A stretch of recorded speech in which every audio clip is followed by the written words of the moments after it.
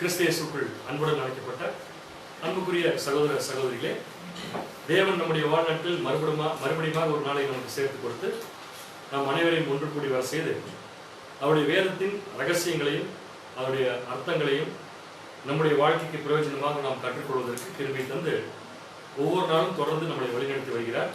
அந்த ஒரு கிருபைக்காக நம்முடைய ஆண்டவராக இயேசு கிறிஸ்துவின் மூலம் தேவனுக்கு நன்றிகளை நாம் தெரிவித்துக் கொண்டு இந்த நாளுக்குரிய வேத பாடத்திற்குள் நாம் கடந்து செல்லலாம். அதற்கு ஆரம்பமாக சகோதரர் நித்தின் அவர்கள் நம்முடைய ஜெபம் செய்யும்படியாக அன்புடன் நினைக்கிறோம். ஜெபத்திற்கு அனைவரும் எழுந்து நிற்கும்படியாக அன்புடன் கேட்டுக்கொள்கிறோம்.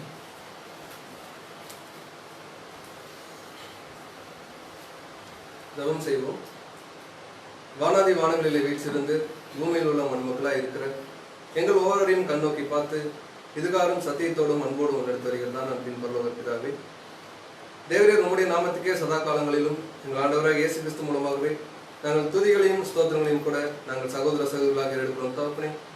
தகப்பனே, இந்த ஒரு நாளிலும் கூட விசேஷமாக எங்களை ஆசீர்வதித்து இந்த ஒரு மாலை நேரத்திலும் நாங்கள் சகோதர சகோதரிகளாக ஒன்றாக இருந்து உம்முடைய வேதத்தின் மகத்துவங்களை எங்களுடைய கண்கள் காணும்படியாக நீர் கொடுத்த இந்த ஒரு மேலான கிருபைக்காக கூட எங்கள் ஆண்டவராக இயேசு கிறிஸ்து மூலமாக நன்றி தெரிவிக்கிறோம். தகப்பனே, இப்பொழுதும் தகப்பனே தூது கொடுக்கக்கூடிய தாசரை தேவரை தாமே மறைத்து அவர் மூலமா எங்களுக்கு தேவையான சத்தியத்தை இந்த நாளிலும் கூட வெளிப்படுத்த வேண்டும் எங்களுக்கு கெஞ்சுறோம். தகப்பனே, இந்த கூட்டம் துவக்கம் முதல் முடியும் மட்டும் உமது தெய்வீக பிரசன்னம் எங்களோடு இருந்து எங்களை சகல சத்தியத்துக்குள்ளாக நடத்த வேண்டும் என்கிட்ட உடத்தில் கெஞ்சுறோம். தகப்பனே, இப்பொழுதும் தகப்பனே இந்த ஒரு சிறிய வேண்டுதலையும் விண்ணப்பத்தையும் எங்களுடைய வழியும் சத்தியமும் ஜீவனுமா இருக்கின்ற எங்கள் ஆண்டவராக இயேசு கிறிஸ்து மூலமாக எடுக்கிறோம். அன்பின் பரலோக பிதாவே.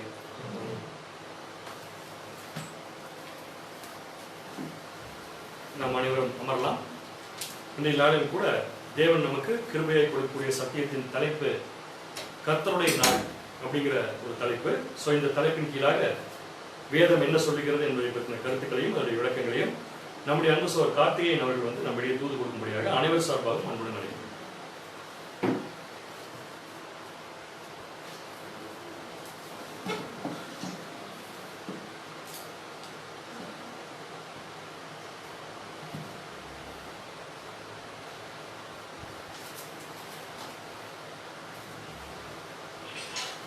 தேவ சமூகத்தில் மிகவும் அன்பாய் கூட்டிச் சேர்க்கப்பட்ட அன்புக்குரிய சகோதர சகோதரிகளே, உங்கள் யாருக்கும் நம்முடைய பரம்பிதாவாகிய தேவனாலும் நம்முடைய ஆண்டவராகிய இயேசு கிறிஸ்து நாமத்தினாலும் கிருபையும் சமாதானமும் உண்டாவதாக என்ற அன்பின் வாழ்த்துக்களை இந்த அருமையான ஒரு மாலை பொழுதை தெரிவித்துக் கொண்டு, இன்றைக்கும் நம்முடைய பிதாவாகிய தேவன் நம்மை வைத்த அவற்ற அன்பினாலும் நெருக்கத்தினாலும் நம் அனைவரையும் இங்கு சகோதர சகோதரியாக கூட செய்து அவருடைய சத்தியத்தின் மகத்துவங்களை காணும்படியாக தேவன் கிருபை செய்திருக்காங்க. அதற்காகவும் நம்முடைய ஆண்டவராகிய இயேசு கிறிஸ்து மூலமாக துதி சூத்திரங்களை ஏற்றுக்கொள்ளலாம். இப்போ நம்ம பார்க்கக்கூடிய ஒரு பாடம் பார்த்தீங்கன்னா, நம்முடைய ஆவிக்குரிய ஜீவிதத்திற்கு ரொம்ப பிரயோஜனம் வகையில் கர்த்தருடைய நாள் அப்படிங்கிற ஒரு தலைப்பில் இந்த பாடம் தியானிக்க இருக்கிறோம். அன்பான சகோதரர்களே, கடந்த முறை பார்த்த ஒரு பாடம் இனிமேல் நிறைவேற இருக்கக்கூடிய தீர்க்கதரிசனம் குறித்து நம்ம கடந்த முறை பாடம் பார்த்தோம். அந்த பாடம் பார்க்கும்பொழுது நம்முடைய வாழ்க்கைக்கு ரொம்ப பிரயோஜனமுள்ள ஒரு பாடமாக கூட இருந்துச்சுங்கிறத கூட நம்ம பார்த்தோம். அநேக சகோதரர்கள் கேள்விகளை கேட்டிருந்தாங்க, அநேக சந்தேகங்கள் கூட கேட்டிருந்தாங்க. அந்த சந்தேகங்களுக்கெல்லாம் இந்த ஒரு பாடம் பதிலாக இருக்கும் அப்படிங்கிற ஒரு விசுவாசத்தை இந்த பாடத்தை நம்ம தேர்வு செஞ்சுருக்கோம். இந்த பாடம் கேட்கறது மூலமாக ரொம்ப பிரயோஜனம் அதிக பிரயோஜனமாக யாருக்கு இருக்கும் அப்படின்னு சொன்னால், புதியாக வந்தக்கூடிய உடன்படிக்கை தேவனோட உடன்படிக்கை செய்த சகோதர சகோதரிகளுக்கு இந்த பாடம் ரொம்ப பிரயோஜனமாக இருக்கும். பழைய சகோதர சகோதரிகளுக்கு இந்த பாடம் ரொம்ப பரிச்சயமான ஒரு பாடமாக கூட இருக்கலாம். அநேக முறை பார்க்கும்போது ஒரு சில தேவனுடைய திட்டங்கள் நம்ம அடிப்படை வேதாம பாடங்களே நம்ம கற்றுருக்கோம். இன்னும் கொஞ்சம் அட்வான்ஸான ஸ்டடீஸ் நம்ம போகும்போது அதில் தீர்க்கதரிசன காரியங்கள் நம்ம தியானிக்கக்கூடிய ஒரு பக்கம் பழைய சகோதர சகோதரர்களுக்கு வந்துடலாம். புதுசாக வந்த சகோதர சகோதரிகள் அதுக்குண்டான ஒரு பயிற்சியில் அவங்க ஈடுபட்டுருக்காங்க. இப்போ இந்த பாடம் கூட பார்த்தீங்கன்னா எந்த அடிப்படையில் நம்ம பார்க்க போகிறோம் அப்படின்னு சொல்லி பார்த்தா, முதல்ல கர்த்தருடைய நாள் அப்படின்னா என்ன அப்படிங்கும் பொழுது, கர்த்தருடைய நாள்ங்கிறது என்ன? தேவனுடைய திட்டத்தில் கர்த்தருடைய நாள் அப்படின்னு சொன்னாக்க நம்ம பார்க்குறோம். இந்த சார்ட்டில் நீங்கள் பார்த்துட்டு இந்த ஸ்க்ரீனில் பார்த்துட்டு சார்ட்டில் கர்த்தருடைய நாள் அப்படின்னு சொல்லிட்டு நம்ம சொல்லலாம். நமக்கு கர்த்தருடைய நாள் சொன்னோடனே நமக்கு நான் நினைவில் வரக்கூடிய வசன பகுதி எதுங்க?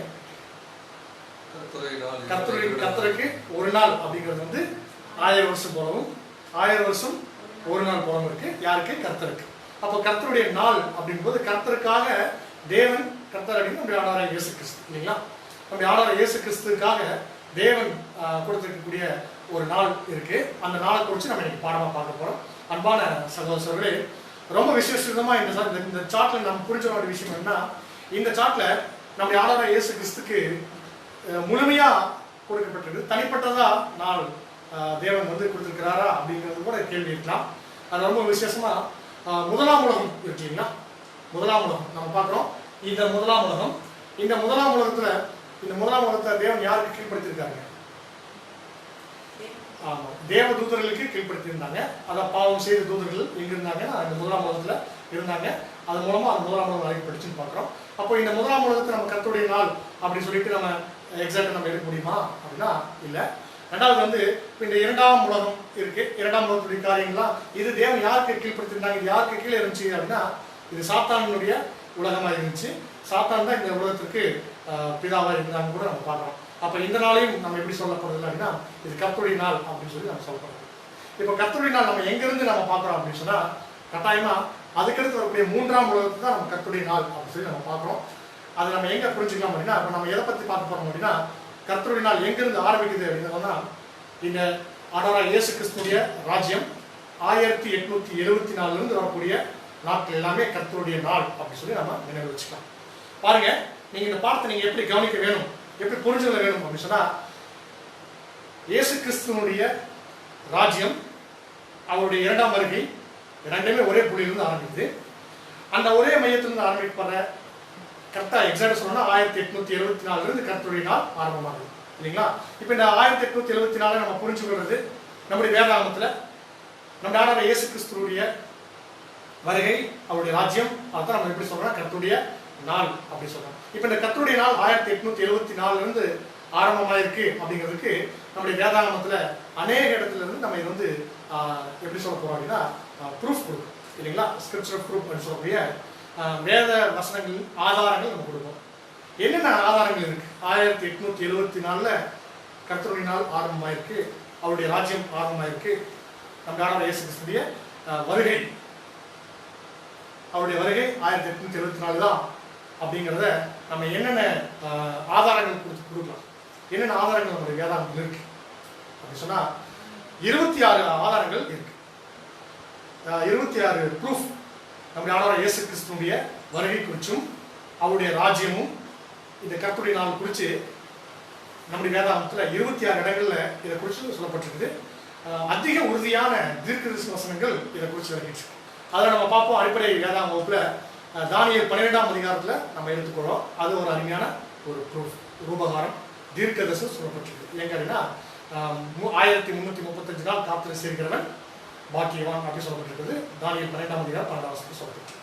அடுத்தது வேற என்ன ப்ரூஃப்ல நம்முடைய ஆண்டவர் இயேசு கிறிஸ்துடைய வருகை 1874 நம்ம எக்ஸாக்டா வேற எங்க கால்குலேட் பண்ணலாம் அப்படின்னா நம்ம பார்க்குறோம் யூப்ளி.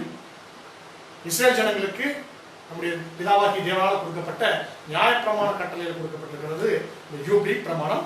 அந்த யூப்ளி பிரமாணத்தில் நம்ம கால்குலேட் பண்றோம். இதை குறித்து கூட நம்ம பாடங்கள் நம்ம தெளிவாக பழைய சகோதரர்கள் வீட்டில் படிச்சிருப்பாங்க. புதிய சகோதரர்கள் ஒரு சிலருக்கு தெரிஞ்சிருக்க வாய்ப்பு இருக்கு. பாருங்க, அதுலேயே நம்ம கால்குலேட் பண்ணலாம். எங்க அப்படின்னா 1874 மிகச்சரியா இருக்கும். அது நம்ம யூப்ளியோடைய கான்செப்ட் என்னன்னா இதான் ஈக்குவேஷன் நீங்க பார்த்துக்கலாம். 50வது வருஷம் யூப்ளி வருஷமா இருக்கும். அதே மாதிரி பெரிய யூப்ளி அப்படின்னு ஒன்று இருக்குது, நம்முடைய வேதாகமத்தில் சொல்லப்பட்டிருக்குது. அந்த பெரிய யூப்ளினா 50 வருஷங்கள் இன்று 50 வருஷம் போடும்போது 2500 வருஷம், 2500வது வருஷம் பார்க்கணும். அதை நம்ம எங்க மைனஸ் பண்ண போறோம் அப்படின்னு சொன்னா 626 வருடங்கள் கழிக்கும் பொழுது அது 626 என்ன வருஷம் அப்படின்னு சொல்லி பார்த்தா நம்ம பார்க்குறோம். அது எங்க வருது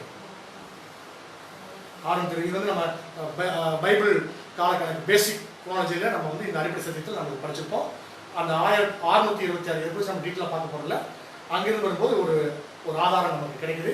அடுத்தது பார்க்கும்போது என்ன அப்படின்னு சொன்னால் தேவனுடைய திட்டத்தில் 6000 வருஷம் முடிஞ்சு 7வது 1000 வருஷம் ஆரம்பிக்கிறத நம்ம பார்க்குறோம். ஆதாமுடைய சிருஷ்டிப்பிலிருந்து நம்ம பார்க்கலாம். இது எப்படி பார்க்கணும் அப்படின்னு சொன்னால் நம்ம பார்க்கலாம். நீங்கள் பாருங்க, இந்த ஆதாமுடைய சிருஷ்டிப்பின் நாட்கள் எங்கிருந்து அப்படின்னு சொன்னால் இங்கிருந்து ஆரம்பிக்கும். அதுக்கு முன்னாடி ஒவ்வொரு நாளும் ஒவ்வொரு காரியங்களை சிருஷ்டித்து வந்தாங்க. அது கரெக்டாக நம்ம எங்கே பார்க்கணும் அப்படின்னு சொன்னால் இந்த 7வது 1000 வருஷம் நம்ம பார்க்கலாம். இந்த 7வது 1000 வருஷம் 7வது 1000 வருஷங்களில் அது ஒவ்வொரு நாளும் பிதாவாகிய தேவனுக்கு ஒவ்வொரு நாளும் 7000 வருஷங்களை கொண்டதுன்னு நம்ம பார்க்குறோம். அதில் 7வது நாள் ஓய்வு நாள் அப்படின்னு பார்க்குறோம். 7வது நாளை அவர் ஓய்வுக்காக எடுத்துக்கொண்டான்னு சொல்லி பார்க்குறோம். அந்த 7வது ஓய்வு நாள் தான் இங்கே நம்ம எடுத்துக்கிறோம். தேவனுடைய திட்டம் நம்ம சார்ட் ஆஃப் ஏஜஸ் பார்க்குறோம். இது முழுவதும் எங்கிருந்து ஆரம்பிக்குதுன்னா இந்த நாள்லேருந்து இங்கிருந்து ஆரம்பிக்கும். ஆதாமுடைய சிருஷ்டிப்பிலிருந்து நம்ம எடுத்து கொண்டு வருவோம். அதில் பாருங்கள் கரெக்டாக ஆதாம் படைக்கப்பட்டதுலேருந்து கரெக்டாக 6000 வருஷம் வந்து முடியுதுங்க ஒரு புள்ளி. அதுலேருந்து இன்னொரு 1000 வருஷம் வருது. இப்போ 6000 வருஷம் முடியும் போது எங்கே இருக்குன்னா இதுதான் அந்த மையம் தான் 1874. இந்த 7000 வருஷம் இங்கே எப்படி பிரிச்சு போட்டிருக்காங்க அப்படின்னு சொன்னால் 6000 வருஷம் தனியாக ஒரு 1000 வருஷம் தெரியாது. இந்த 7000 வருஷம் முழுவதும் நீங்கள் எப்படி புரிஞ்சுக்கலாம் அப்படின்னு சொன்னால் இந்த மேலே கொடுக்கப்பட்டிருக்கிற நம்ம பிதாவாகி தேவன் ஓய்வு நாள் இங்கே அதுக்குள்ள ஒரு 7000 வருஷம் இருக்குது. அந்த 7000 வருஷத்தை 6000 வருஷம் தனியாக அப்புறம் ஒரு 1000 வருஷம் தனியாக கொடுக்கப்பட்டிருக்குது. இந்த நாம் பார்க்க போகிற பாடம் எங்கே அப்படின்னா இந்த கர்த்தருடைய நாள் அப்படின்னு சொல்ல போகிற 1874 பிறகு வரக்கூடிய சம்பவங்கள் நடக்கக்கூடிய காரியங்கள் எல்லாமே கர்த்தருடைய நாள் அப்படின்னு சொல்லி பார்க்கலாம். இது ஒரு ரூபகாரமாக நம்ம பார்க்கலாம். அடுத்தது எங்கே அப்படின்னா இணையான யுகங்களில் நம்ம பார்க்கலாம். அதில் வந்து ஒரு ப்ரூஃப் இருக்குது. அடுத்தது இப்போ நம்ம 26 ப்ரூஃப் நம்ம பார்க்க போகிறோம்ல ஒரு சில முக்கியமான காரியங்கள் மாத்திரம் நம்ம பார்க்குறோம். அடுத்தது நம்ம எங்கே பார்க்கலாம் அப்படின்னா வெளிப்படுத்தல் ஆகமத்தில் 2ஆம் அதிகாரம் 3ஆம் அதிகாரம் படிக்கும்போது இந்த ஒவ்வொரு சபைகள் குறித்து சொல்லப்பட்டிருக்கு. 7 சபைகள் இருக்கு இல்லைங்களா? வெளிப்படுத்தல் ஆகமத்தில் ஒவ்வொரு சபைகள் இருக்கு. அதில் 7வது சபை பேர் என்னங்க? லவோதிக்கேயா சபை குறித்து அவர் சொல்லும்போது வெளிப்படுத்தலாகும் 3ஆம் அதிகாரம் 20ஆம் வசனத்தில் சொல்றாங்க. இப்போ இந்த சபைக்கு ஒவ்வொரு காலப்பகுதி இருக்கு. நம்ம இதில் நம்ம விசுவாசிக்கிறோம். எப்படி அப்படின்னா ஒவ்வொரு சபையும் ஒவ்வொரு காலப்பகுதியில் பண்ணது. அதில் 7வது சபையின் காலப்பகுதி எங்கிருந்து ஆரம்பிக்குது அப்படின்னு சொன்னால் 1874 7ஆம் சபையின் காலப்பகுதி ஆரம்பிக்குது. நாம் வாழ்ந்திருக்கக்கூடிய காலப்பகுதி. அந்த காலப்பகுதி குறித்து நம்முடைய வெளிப்படுத்தாமல் படிக்கும்போது 3ஆம் அதிகாரம் 20ஆம் வசனத்தில் படிச்சோம்னா அவர் வாசப்படி நின்று கதவு தட்டுறேன் அப்படின்னு சொல்றாரு. அப்போ வாசப்படி நின்று கதவு தட்டுனா அவர் 7ஆம் சபையினுடைய காலப்பகுதியில் அவர் வந்திருக்கிறார். வந்ததுனால தான் வாசப்படி நின்று தட்டுறார் அப்படிங்கிறத நம்ம பார்க்கலாம். இது ஒரு ப்ரூஃபாக நம்ம பார்க்கலாம். இது மாத்திரம் இல்லை, இன்னும் 26 நம்முடைய வேதாளம் ஸ்பிரிச்சுவல் என்ன சொல்றோம் அப்படின்னு சொன்னால் இது ஆவிக்குரிய ஜீவிதத்துக்கு ரொம்ப பிரயோஜனமாக இருக்கிறது. நம்முடைய விசுவாசத்தை அதிகரிக்கிறதுக்கான ஒரு பாடப்பகுதியாக பார்க்குறோம். அதில் ரொம்ப முக்கியமாக நம்முடைய ஆண்டவராகிய இயேசு கிறிஸ்துவினுடைய இந்த 2ஆம் வருகையினுடைய காரியங்கள் குறித்தும் அவருடைய ராஜ்யத்தின் காரியங்கள் குறித்தும் படிக்கும்பொழுது இன்னுமே அதிகமாக ஒரு இன்ட்ரெஸ்ட் நமக்கு சகோதரர்களுக்கு வரதை நம்ம பார்க்குறோம். அன்பான சகோதரர்களே, இந்த பாடத்தில் அடுத்தது நம்ம இன்னும் எஸ்ஐக்கியில் சொல்ல போனால் எஸ்ஐக்கில் 9ஆம் அதிகாரத்தில் கூட ரொம்ப சரியான ஒரு ரூபகாரம் அங்கேயும் இருக்குது, ப்ரூஃப் இருக்குது. எப்படி ப்ரூஃப் இருக்குது அப்படின்னு சொன்னால் அந்த சனநூல் அங்கே தரிச்ச ஒரு புருஷர் வர்றாருங்க. அவர் கணக்கனுடைய மைப்போட்டு வச்சிருக்கிற காரியம் கூட படிச்சிருக்கோம். அப்புறம் அவர் வரும்போது என்ன பண்ணுறாங்கன்னா ஒரு 6 புருஷர்கள் அங்கே தயாராக இருக்கிறாங்க, பட்டயத்தோடு இருக்கிறாங்க. அதையும் கூட பார்க்குறோம். அவர் வந்து என்ன பண்ணுறாருன்னா கரெக்டாக இந்த வசனத்தோடைய லிங்க் தான் உங்களுக்கு அங்கே கிடைக்கும். அவர் வந்து நின்று என்ன பண்ணுறாருன்னா அந்த வாசகர்களை வந்து அதை வந்து என்ன சொல்கிறாருன்னா இன்ஸ்ட்ரக்ஷன் கொடுக்குற ஒரு காரியத்தை கூட நம்ம அதை பார்க்குறோம். அதுவும் கூட ஒரு ப்ரூஃபாக நம்ம எடுத்துக்கலாம். இப்போ அடுத்தது ரொம்ப முக்கியமாக இப்போ நீங்கள் கேட்ட கேள்வியில் அந்த பாயிண்ட் இங்கே தான் முக்கியமாக வருதுங்க. அவருடைய 2ஆம் வருகையும் நம்ம ஆண்டவர் இயேசு கிறிஸ்துவின் 2ஆம் வருகையும் 1000 அரசாட்சியும் அவருடைய ராஜ்யமும் ஒரே மையத்தில் ஸ்டார்ட் ஆகுது அப்படின்னு சொல்லும்போது இது நம்ம வந்து நம்ம அடிப்படை சத்தியத்தில் நம்ம படிச்சிருக்கோம். திரும்ப ஒரு முறை நம்ம நினைவு கூறலாம். இதுக்கான ஆதாரமாக நம்ம பார்க்கக்கூடிய மிக முக்கியமான வசனம், வேதமானவர்கள் ஒருபோதும் மறந்துடாத ஒரு வசன பகுதியை நம்ம இங்கே பார்க்கலாம். வாசிக்கலாம் பாருங்க. கட்டாயமாக நீங்கள் நல்லா வசனத்தை கவனிக்கணும். இந்த வசன பகுதி தான் ரொம்ப முக்கியமாக மிக முக்கியமான ஒரு வசன பகுதியாக நம்ம பார்க்குறோம். வாசிக்கலாம். அப்போஸ்தலர் 3ஆம் அதிகாரம் 19 முதல். அப்போஸ்தலர் 3ஆம் அதிகாரம் வசனம் 19 முதல்.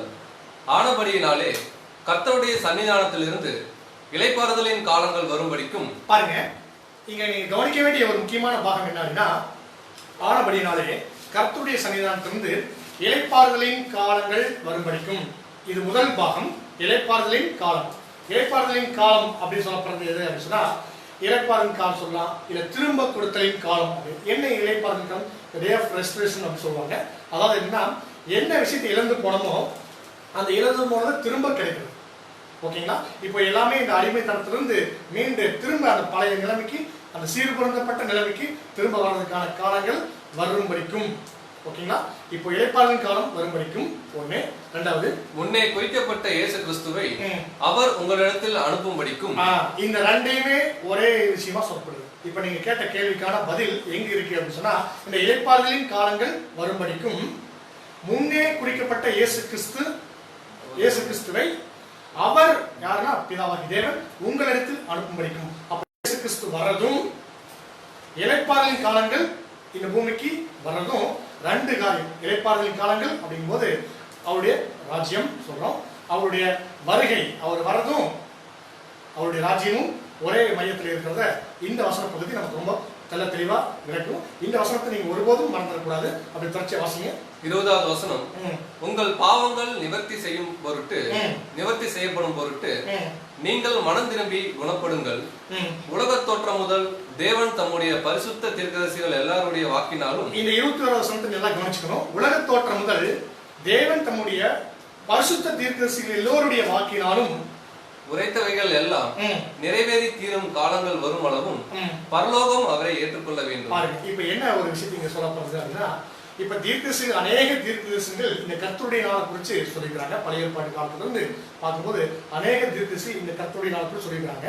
அந்த தீர்க்கதரிசிகள் எல்லாமே சொன்ன தீர்க்கதரிசனங்கள் நிறைவேறி தீரும் அளவும் அவர் எங்க இருக்கணும் அப்படின்னா பரலோகத்துல இருக்கணும். அப்ப அது நிறைவேறிடுச்சு அப்படின்னு சொன்னா, அது நிறைவேறி தீர்ந்துருச்சு அப்படின்னு சொன்னா, நம்முடைய கர்த்தராகிய இயேசு கிறிஸ்து, நம்முடைய ஆண்டவராகிய இயேசு கிறிஸ்து, நம்முடைய மேசியா, நம்முடைய மணவாளன் எங்க வர்றாரு அப்படின்னா இந்த பூமியில அவருடைய ராஜ்யம் ஸ்தாபிக்கப்படுறதுக்கு இந்த வசனம் ரொம்ப மிக முக்கியமான ஒரு காரியமா இருக்கு. சரிங்களா? இப்ப நம்முடைய ஆண்டவராகிய இயேசு கிறிஸ்துடைய 1000 அரசாட்சி தான் கர்த்தருடைய நாள் அப்படி சொல்லி பார்க்கிறோம். இப்ப கர்த்தருடைய நாள் என்ன அப்படின்னு சொன்னா, இங்க நீங்க கவனிக்க வேண்டிய மிக முக்கியமான விஷயம் அப்படிங்கும்போது, இப்போ எல்லாருக்குமே ஒரு பரிச்சயம் இல்லாத ஒரு விஷயம் என்ன அப்படின்னு சொன்னா, என்ன ஒரு காரியத்தை சொல்லலாம் அப்படின்னா, ஒருவேளை 1874 இருந்து அவருடைய நம்முடைய வேதமானவர்கள், நம்முடைய மூத்த சகோதரருடைய காலத்திலிருந்து எல்லோருக்கும் ஒரு மிகப்பெரிய ஒரு எதிர்பார்ப்பு என்ன அப்படின்னு சொன்னா, எப்போ சபை நிறைவடையும், எப்போ சபை மகிமையடையும், எப்போ சபையும் கிறிஸ்துவும் இணைஞ்சு இந்த பூமிக்கு ஒரு ரட்சிப்பு கிடைக்கும் அப்படிங்கிறத குறித்து எதிர்பார்ப்பு எல்லா வேதமானவர்கள் மத்தியிலும் இருந்துச்சு. இன்னைக்கு வரைக்கும் இருக்கு. எப்போ இந்த சபை நிறைவடையும் அப்படிங்கிறது குறித்து. இப்போ இந்த சபை நிறைவடையக்கூடிய காலத்துக்கு நோக்கி எல்லாருமே ஒரு எதிர்பார்ப்போட காத்துட்டு இருக்கிறோம். ஆனா அது தேவனுடைய திட்டம் எப்படின்னா, வசனம் என்ன சொல்லியிருக்கு, நம்முடைய வேதாகமத்தில் என்ன மாதிரியான தீர்க்கதரிசன வசனம் சொல்லப்பட்டிருக்கு, அதுக்கு குறிப்பிட்டிருக்கிற காலம் எப்போ அப்படிங்கிறது வந்து இன்னும் மிக அதிக உறுதியா இன்னும் வெளிப்படல. ஒரு சில சகோதரர்கள் அவங்க படிச்ச வரைக்கும் ஒரு சில காரியங்களும் சொல்லியிருக்கிறாங்க. இப்போ நம்ம புரிஞ்ச வேண்டிய விஷயம் என்னன்னா, நம்முடைய எதிர்பார்ப்பு வேற, தேவனுடைய திட்டம் வேற. நம்முடைய எதிர்பார்ப்பு என்னன்னா, இப்பவே பூமிக்கு இந்த ஒரு சமாதான ராஜ்யம் வந்தா சந்தோஷம் தான் இல்லைங்களா? இப்பவே வந்தா சந்தோஷம் தான். ஆனா நாம எதிர்பார்ப்போம், எப்பதான் எதிர்பார்ப்போம். ஆனா நம்முடைய எதிர்பார்ப்பு நடந்துருமா அப்படின்னா, நம்முடைய யோசனைகள் வேற, நம்முடைய தேவனுடைய யோசனைகள் வேற. அப்ப அது எப்ப நடக்கணுமோ அது அப்பதான் நடக்கும். அதுக்கு உண்டான ஒரு சில காரியங்கள் இந்த பூமியில நிறைவேறி தீரணும். அப்போ வந்து நாம எதிர்பார்க்கிறோம். அநேகமா எல்லாருடைய விசுவாசம் என்ன அப்படின்னா, சரியான ஒரு புரிதல் எங்க அப்படின்னா, இந்த கர்த்தருடைய நாளை குறித்து நம்ம புரிஞ்ச வேண்டிய விஷயம் என்ன சொன்னா, ராஜ்யம் ஆரம்பிச்சாச்சு அப்படின்னு சொன்னாக்க இந்த சமாதானமான ராஜ்யம் தான் எல்லாருமே எதிர்பார்க்கணும். இந்த சமாதான ராஜ்யத்தை தான் ராஜ்யமாக ஏற்றுக்கொள்ளக்கூடிய ஒரு மனப்பக்குவம் இருக்கு. அதுல சகோதர சகோதரிகள் அநேக சகோதரர்கள் கேட்ட கேள்வியினுடைய அர்த்தமே இதுதான் இருக்கு. இப்போ ராஜ்யம் ஆரம்பிச்சிருச்சு அப்படின்னு சொன்னாக்க நீங்க எப்படி நீங்க இந்த விஷயம் புரிஞ்சுக்க முடியுது, வசனம் சொல்லுது. ஆனா இந்த மாதிரி நடக்கக்கூடிய பூமியில் நடக்கக்கூடிய சம்பவங்கள் எல்லாம் வச்சு பார்க்கும்போது இது இல்லையே அப்படிங்கிறதுக்கான அதாவது நம்ம எப்படி பார்க்கணும்னா, வேதமானவர்களே எப்படின்னா இந்த கண்டு விசுவாசிக்கக்கூடிய ஒரு காரியத்திட்ட போகக்கூடிய ஒரு மனசு வருது. அதாவது கண்ணால பார்த்து தான் சில விஷயங்களை நம்பக்கூடிய நம்ம வந்து காணாமல் விசுவாசிக்கிறவங்க. அது நம்முடைய விசுவாசம் எதை நோக்கி இருக்குது அப்படின்னு சொன்னா, வேத வசனங்கள்ல தான் இருக்கு.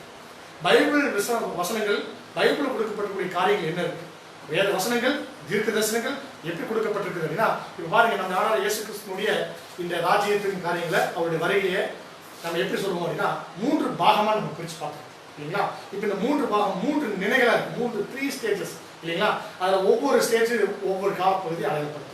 1874 அவர் வந்திருக்கிறாங்க. அது பரோசியா, அது யாருக்கும் தெரியாம வந்திருக்கக்கூடிய ஒரு காலப்பகுதி அடையப்படுத்தும். இதுவும் கர்த்தருடைய நாளுக்குள்ள தான் இருக்கு. அடுத்தது எபிஃபனியா அப்படின்னு சொல்லக்கூடியது யாருக்கு அப்படின்னா அவருடைய சபை தேவனுடைய பிள்ளைகளுக்கு மாத்திரம் தெரிகிற மாதிரியான வந்து ஒரு சில விஷயங்கள் செய்யக்கூடிய ஒரு காலப்பகுதி. இந்த காலப்பகுதியும் கர்த்தருடைய நாள் அப்படின்னு சொல்லப்பட்டிருக்கு. அவருடைய ராஜ்யம் அந்த 1000 வருட அரசாட்சிக்குள்ளதான் இந்த நாளும் இந்த பகுதியும் இந்த காலப்பகுதியும் இருக்கு.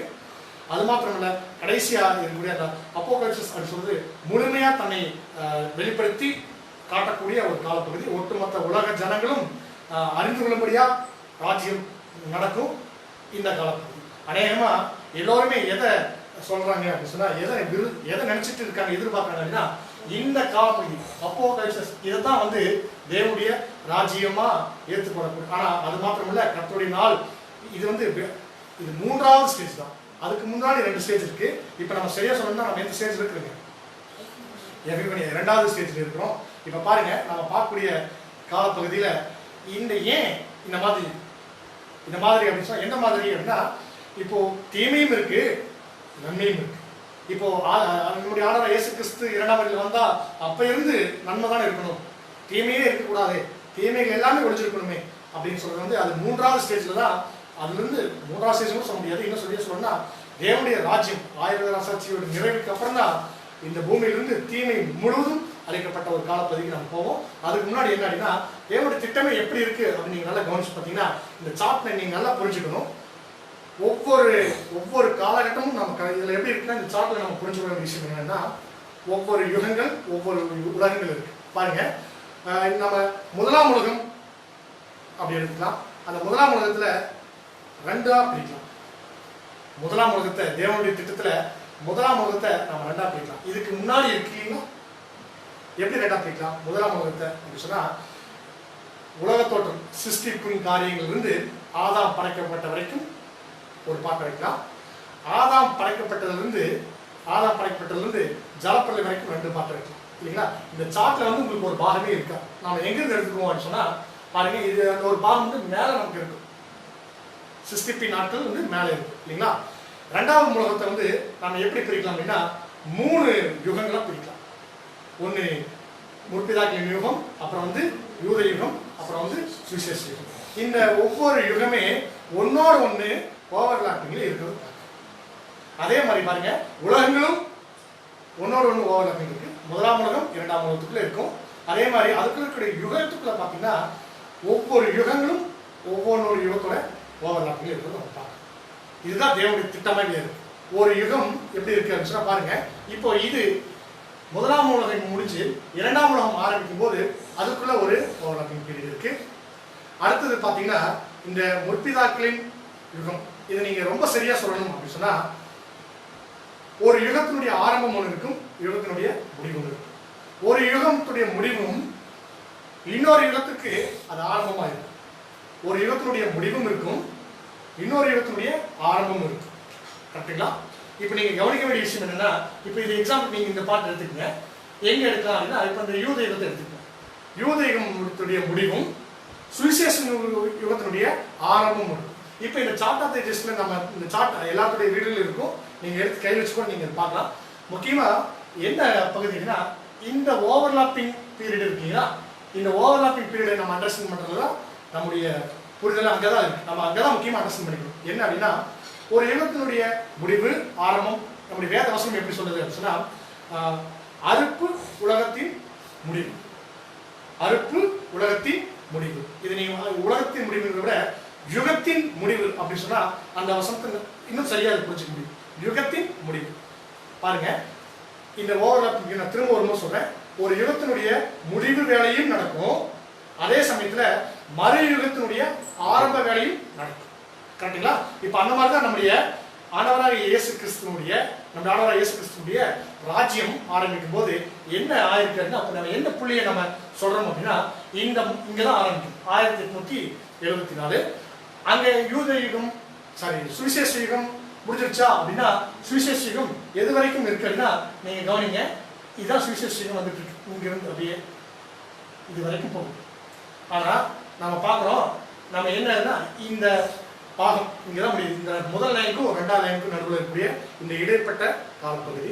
இது வந்து இந்த ஓவர்லாப். இப்போ அநேக சகோதரர்கள் வந்து இதுக்கு ஏதாவது வசனம் இருக்கா, நீங்கள் சும்மா ஏதோ படம் வரைச்சிட்டு இதுக்குள்ளது இது போகுது அப்படின்னு சொல்லிட்டு நீங்கள் கேட்கலாம். இதுக்கு ஏதாவது வசனம் ஆதாரம் இருக்கா அப்படின்னு சொல்லி பார்த்தா வசன ஆதாரம் இருக்கு. ரொம்ப சரியா புரிஞ்சுக்கணும்.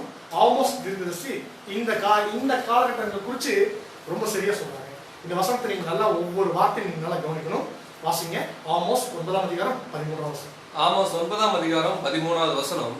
இதோ உழுகிறவன் அறுக்கிறவனையும் திராட்சை பழங்களை ஆலையாடுகிறவன் விதைக்கிறவனையும் தொடர்ந்து பிடித்து. இந்த வசனத்துல முதல் பாகத்தை நீங்க பாருங்க. இதோ behold, இதோ உழுகிறவன் அறுக்கிறவனையும். அப்போ ஒரு வயல் இருக்கு. அந்த வயல்ல உழுகிறவங்க அறுக்கிறவங்கள என்ன பண்றாங்கன்னா தொடர்ந்து பிடித்து, திராட்சை பழங்களை ஆலையாடுகிறவன் விதைக்கிறவனை தொடர்ந்து பிடித்து. ரெண்டு ப்ராசஸ் சொல்றாங்க. ரெண்டு ப்ராசஸையும் எதுக்கு சொல்றாங்க அப்படின்னா நீங்க நல்லா கவனிச்சு பாருங்க. இங்க தொடர்ந்து பிடித்து இந்த வசனத்தை கம்ப்ளீட் பண்ணீங்க சகோதரர் பாருங்க.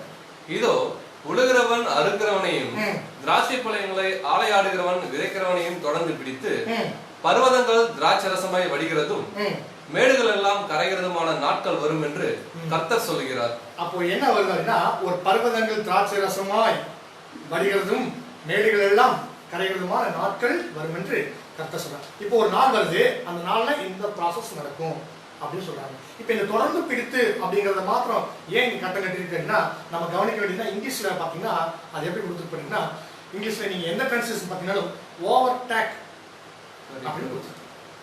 அது என்ன ஓவர் டேக்? ஓவர் டேக்ன்றது நம்ம எங்க அண்டர்ஸ்டாண்ட் பண்ணலாம். இந்த வார்த்தை எங்க பயன்படுத்துவோம்? ஓவர் டேக் டிராஃபிக்ல வண்டியெல்லாம் நின்றுட்டு தான் இருக்கு. ரோட்ல வந்து என்னன்னா ரோட்ல எங்க பாக்கணும்னா இந்த வார்த்தையை எங்க நம்ம வண்டியில் போயிட்டு இருப்போம். நம்ம யாராவது வந்து தாண்டி போனாங்கன்னா ஓவர்டேக் பண்ணி போறாங்க. ஓவர்டேக் பண்ணி போயிட்டு இருக்காங்க சொல்லுவோம் இல்லைங்களா? எப்படி இந்த ப்ராசஸ் எப்படி நடக்கும்? நாம வண்டியில நாம போயிட்டு இருப்போம். இன்னொருத்தர் வண்டியில் போயிட்டு இருப்பாங்க. நம்மளை தாண்டி போகும்போது இந்த வார்த்தை அங்க அப்படியே கரெக்டுங்களா? சரி, இப்போ நான் வண்டி ரோட்ல ஓரமா நிறுத்திட்டு நிற்கிறேன். நான் வண்டியை ஓரமா நிறுத்திட்டு நான் வேற ஏதோ கடையில ஏதோ ஓரம் வச்சுக்கேன். என்னை தாண்டி போறவங்க இந்த ஓவர்டேக் பண்ணி போறேன்னு சொல்ல முடியுமா? நானும் போயிட்டு இருக்கணும், நானும் டிராவலிங் இருக்கணும், இன்னொருத்தரும் டிராவலிங் இருக்கணும். அப்ப என்ன அவர் வந்து என்ன பண்றதுன்னா மேற்கொண்டு இதை தாண்டி போறது இருக்கு இல்லைங்களா? அதைத்தான் ஓவர்டேக்னு சொல்லுவோம். இப்போ இங்க தொடர்ந்து பிடித்துன்னு இருக்கு இல்லைங்களா? இதைத்தான் நம்முடைய மூத்த சகோதரர் ரொம்ப விளக்கமா கொடுத்துருக்காங்க. இது எப்படின்னா ஒரு வயல்ல வந்து என்ன நடக்குது அப்படின்னு சொன்னா என்ன நடக்குது அப்படின்னா அறுப்பு நடக்கும், அப்புறம் வந்து உழுகுறது நடக்கும். இப்போ எங்க நீங்க நல்லா கவனிச்சு பாருங்க. இந்த அறுவடை ப்ராசஸ்ல நாம பார்த்தோம்னா சார்ட் ஆஃப் ஏஜஸ்ல வந்து அந்த சார்ட்ல வந்து ஒவ்வொரு யுகத்துக்கும் ஒரு அறுவடை இருக்கு. கரெக்டுங்களா? ஒவ்வொரு யுகத்துக்கும். ஏன்னா ஒரு அறுப்பு உலகத்தின் முடிவு அப்படின்னா முதலாம் உலகத்துக்கும் ஒரு அறுவடை இருக்கணும், இரண்டாம் உலகத்துக்கும் ஒரு அறுவடை இருக்கணும், மூன்றாம் உலகத்துக்கும் ஒரு அறுவடை இருக்கணும் இல்லைங்களா? அதே மாதிரி இப்போ நீங்க எந்த யுகத்தை எடுத்தீங்கனாலும் அது யுகம் உலகம் எல்லாமே ஒண்ணுதான். இப்போ யூதயுகம் அப்படின்னா அங்க ஒரு அறுவடை இருக்கும். இப்ப முதலாம் உலகத்தினுடைய முடிவுக்கு ஒரு அறுவடை இருந்துச்சா? அப்போ முதலாம் உலகத்தினுடைய அறுவடை எதுங்க? நோவாவுடைய குடும்பம். பாருங்க 8 பேர் மாத்திரம் காக்கப்பட்டிருக்காங்க அப்படின்னா அது ஒரு அறுவடை. தேவனுக்கு பிரியமா வாழ்ந்த ஜனங்கள் தேவன் அங்க ஈடு பண்றாரு எடுக்கிறார் இல்லைங்களா? அது ஒரு அறுவடை.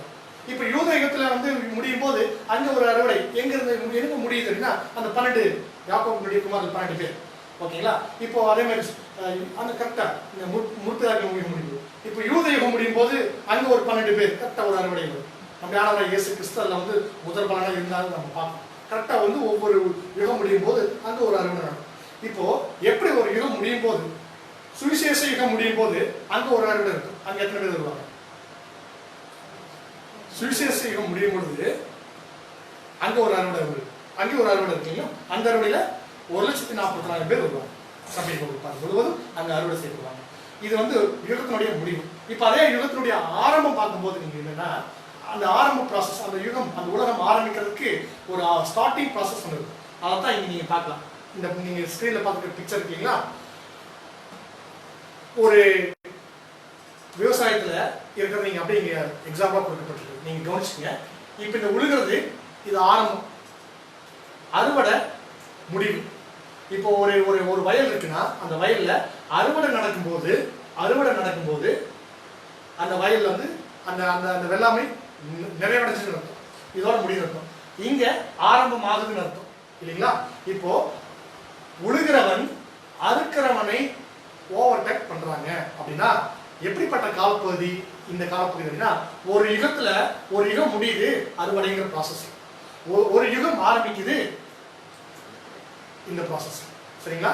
இப்போ நமக்கு இது வந்து கர்த்தருடைய நாளுக்கு நீங்க அந்த சார்ட் அப்படி நீங்க மைண்ட் வச்சுக்கோங்க. கர்த்தருடைய நாளுக்கு நீங்க கவனிச்சு பார்த்தீங்கன்னா எப்படி இருக்குன்னா, இந்த ஓவர்லாப்பிங் பீரியட்ல ஒரு யுகத்தினுடைய முடிவு எப்படி இருக்குன்னா அறுவடை செய்யப்பட்டு இருக்குது, இன்னொரு யுகத்துக்கு தயாராகிட்டு இருக்கு, உழுகிற ப்ராசஸ் நடந்துச்சு. இதை நம்ம தீர்க்கதரிசனத்தில் நம்ம எப்படி பார்க்குறோம்? கர்த்தருடைய நாள் குறித்து சொல்லப்பட்டிருக்கிற தீர்க்கதரிசன வசனமா எரேமியா 1ஆம் அதிகாரம் 10வது வசனம். எரேமியா 1ஆம் அதிகாரம் 10வது வசனம். பார் பிடுங்கவும் இடிக்கவும் அழிக்கவும் கவிழ்க்கவும் கட்டவும் நாட்டவும் உன்னை நான் இன்றைய தினம் ஜாதிகளின் மேலும் ராஜ்யங்களின் மேலும் ஏற்படுத்தினேன் என்று கர்த்தர் என்னுடனே சொன்னார். நம்முடைய ஆண்டவராகிய இயேசு கிறிஸ்து குறித்து அவர் 2ஆம் வரியில வந்து செய்யக்கூடிய காரியங்கள் குறித்து சொல்லப்பட்டிருக்கிற தீர்க்கதரிசனம் தான். இப்போ இங்க ஒரு ப்ராசஸ் கொடுக்கப்பட்டிருக்குது. என்னன்னா ஒரு 6 வகையான ஒரு ப்ராசஸ் கொடுக்கப்பட்டிருக்குது. அது எல்லாமே ஒரு நாள்ல செய்யக்கூடிய ஒரு ப்ராசஸ். பாருங்க, இந்த 6மே ஒரு ப்ராசஸ். நீங்க கவனிக்கலாம் என்னென்ன கொடுக்கப்பட்டிருக்குது அப்படின்னா, இந்த 6மே ஒரே மாதிரியான ப்ராசஸ் தான் அப்படி சொல்லி பார்த்தா இல்ல, இது 2 வித்தியாசமான ப்ராசஸ் இருக்கு. என்னன்னா ஃபர்ஸ்ட் இருக்கக்கூடிய 4 பிடுங்கிறது, அப்புறம் இடிக்கிறது, அப்புறம் அழிக்கிறது, அப்புறம் கவிழ்க்கிறது. இந்த 4மே என்ன ப்ராசஸ்னா என்ன ப்ராசஸ்? டிஸ்கஷன். அடுத்தது 2, ஒன்று கட்டுறது, அப்புறம் நாட்டம். இந்த 2ம் எப்படிப்பட்ட ஒரு ப்ராசஸ்னா, இது வந்து வித்தியாசம் இருக்கு இல்லைங்களா? ஆனா இந்த 6மே நடக்குது எங்கன்னா ஒரே நாள்.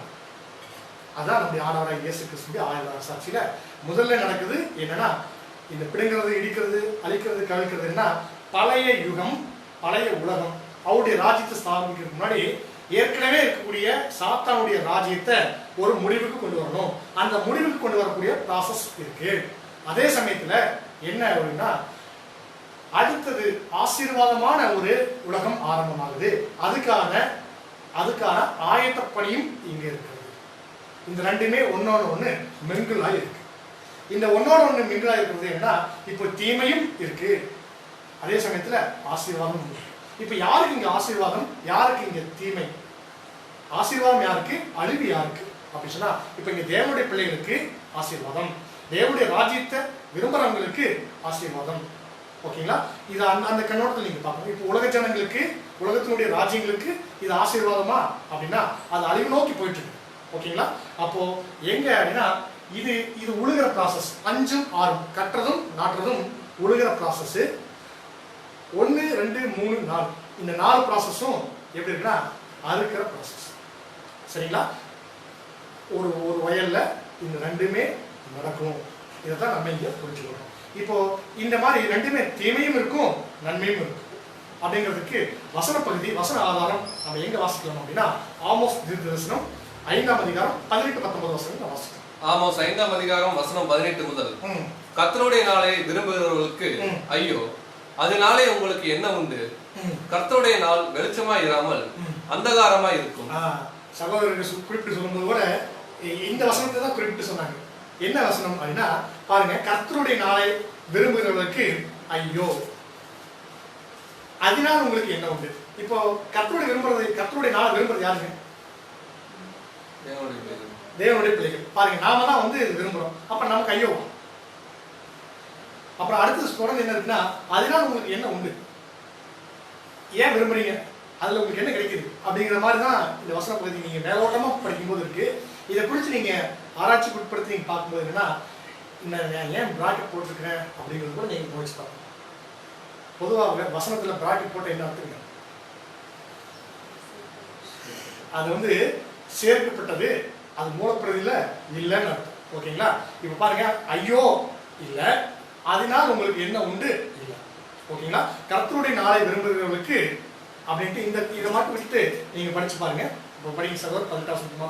கர்த்தருடைய நாளை விரும்புகிறவர்களுக்கு கர்த்தருடைய நாள் வெளிச்சமா இராமல் அந்தகாரமா இருக்கும். அவ்வளவுதான்.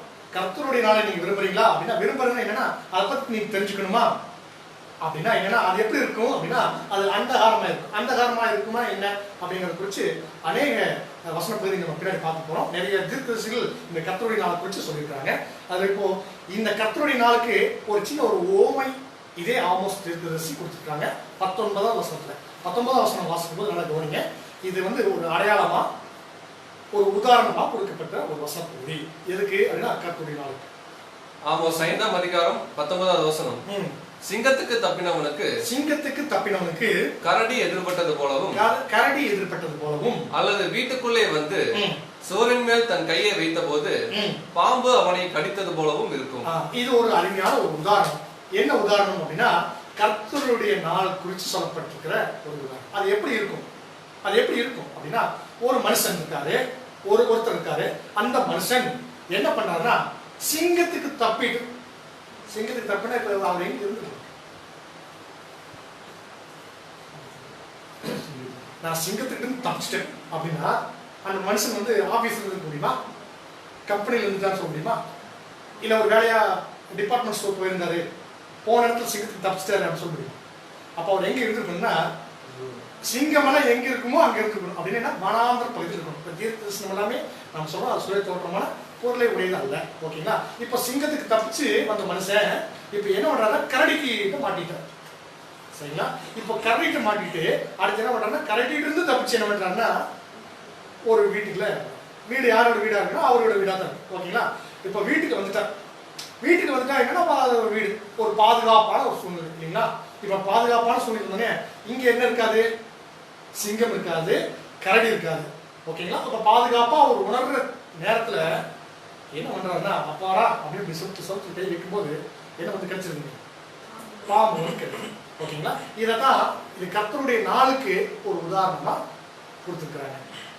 அப்போ நம்ம என்ன பண்ணணும் அப்படின்னா இப்ப இந்த சிங்கம், கரடி, அப்புறம் அந்த வீடு, அவர் பாதுகாப்பா உணர்ந்த வீடு, அப்புறம் பாம்பு, கடிச்ச பாம்பு, இது எல்லாத்தையுமே நம்ம ஒரு அடையாளமா தான் இங்க கொடுக்கப்பட்டிருக்கோம்.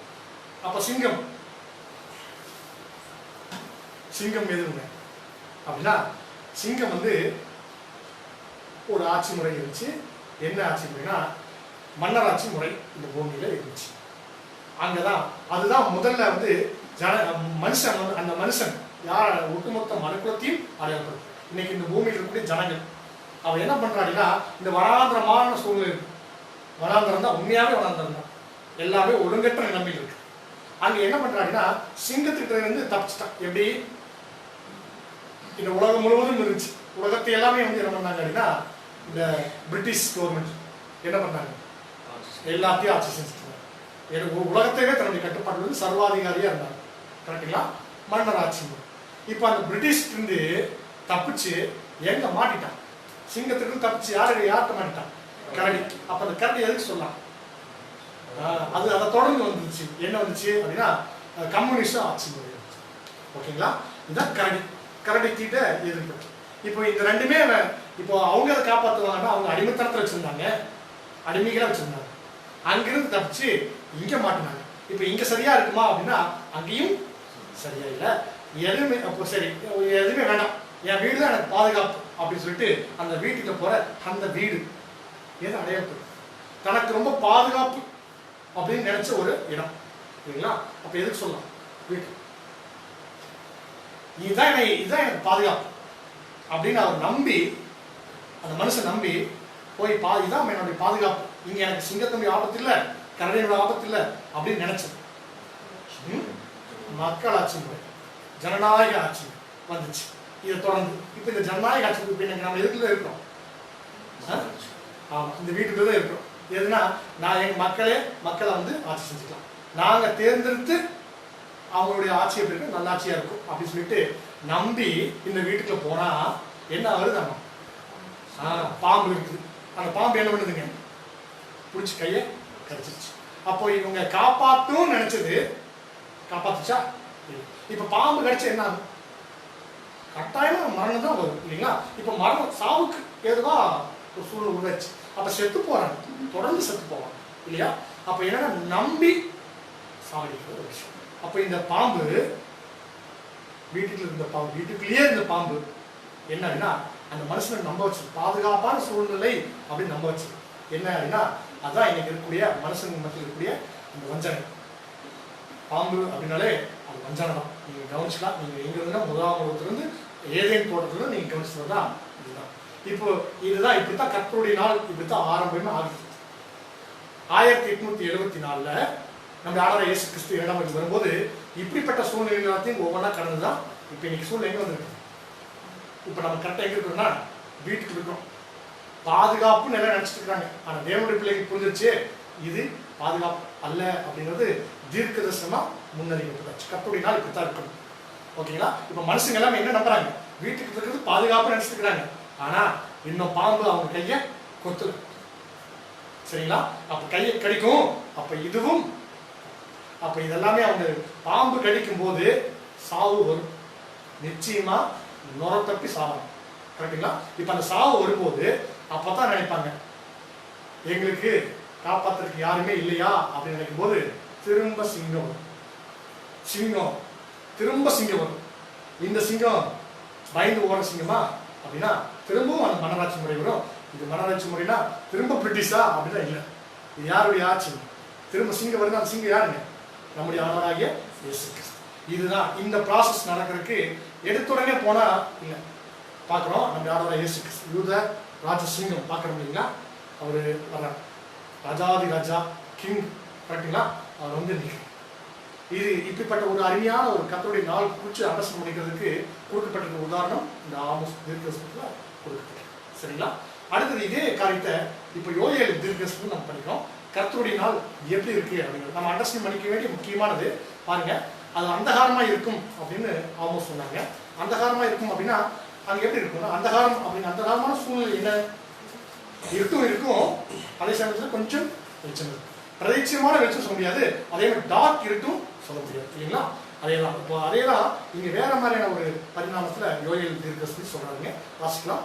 யோயேல் 2ஆம் அதிகாரம் வசனம் 1 முதல்.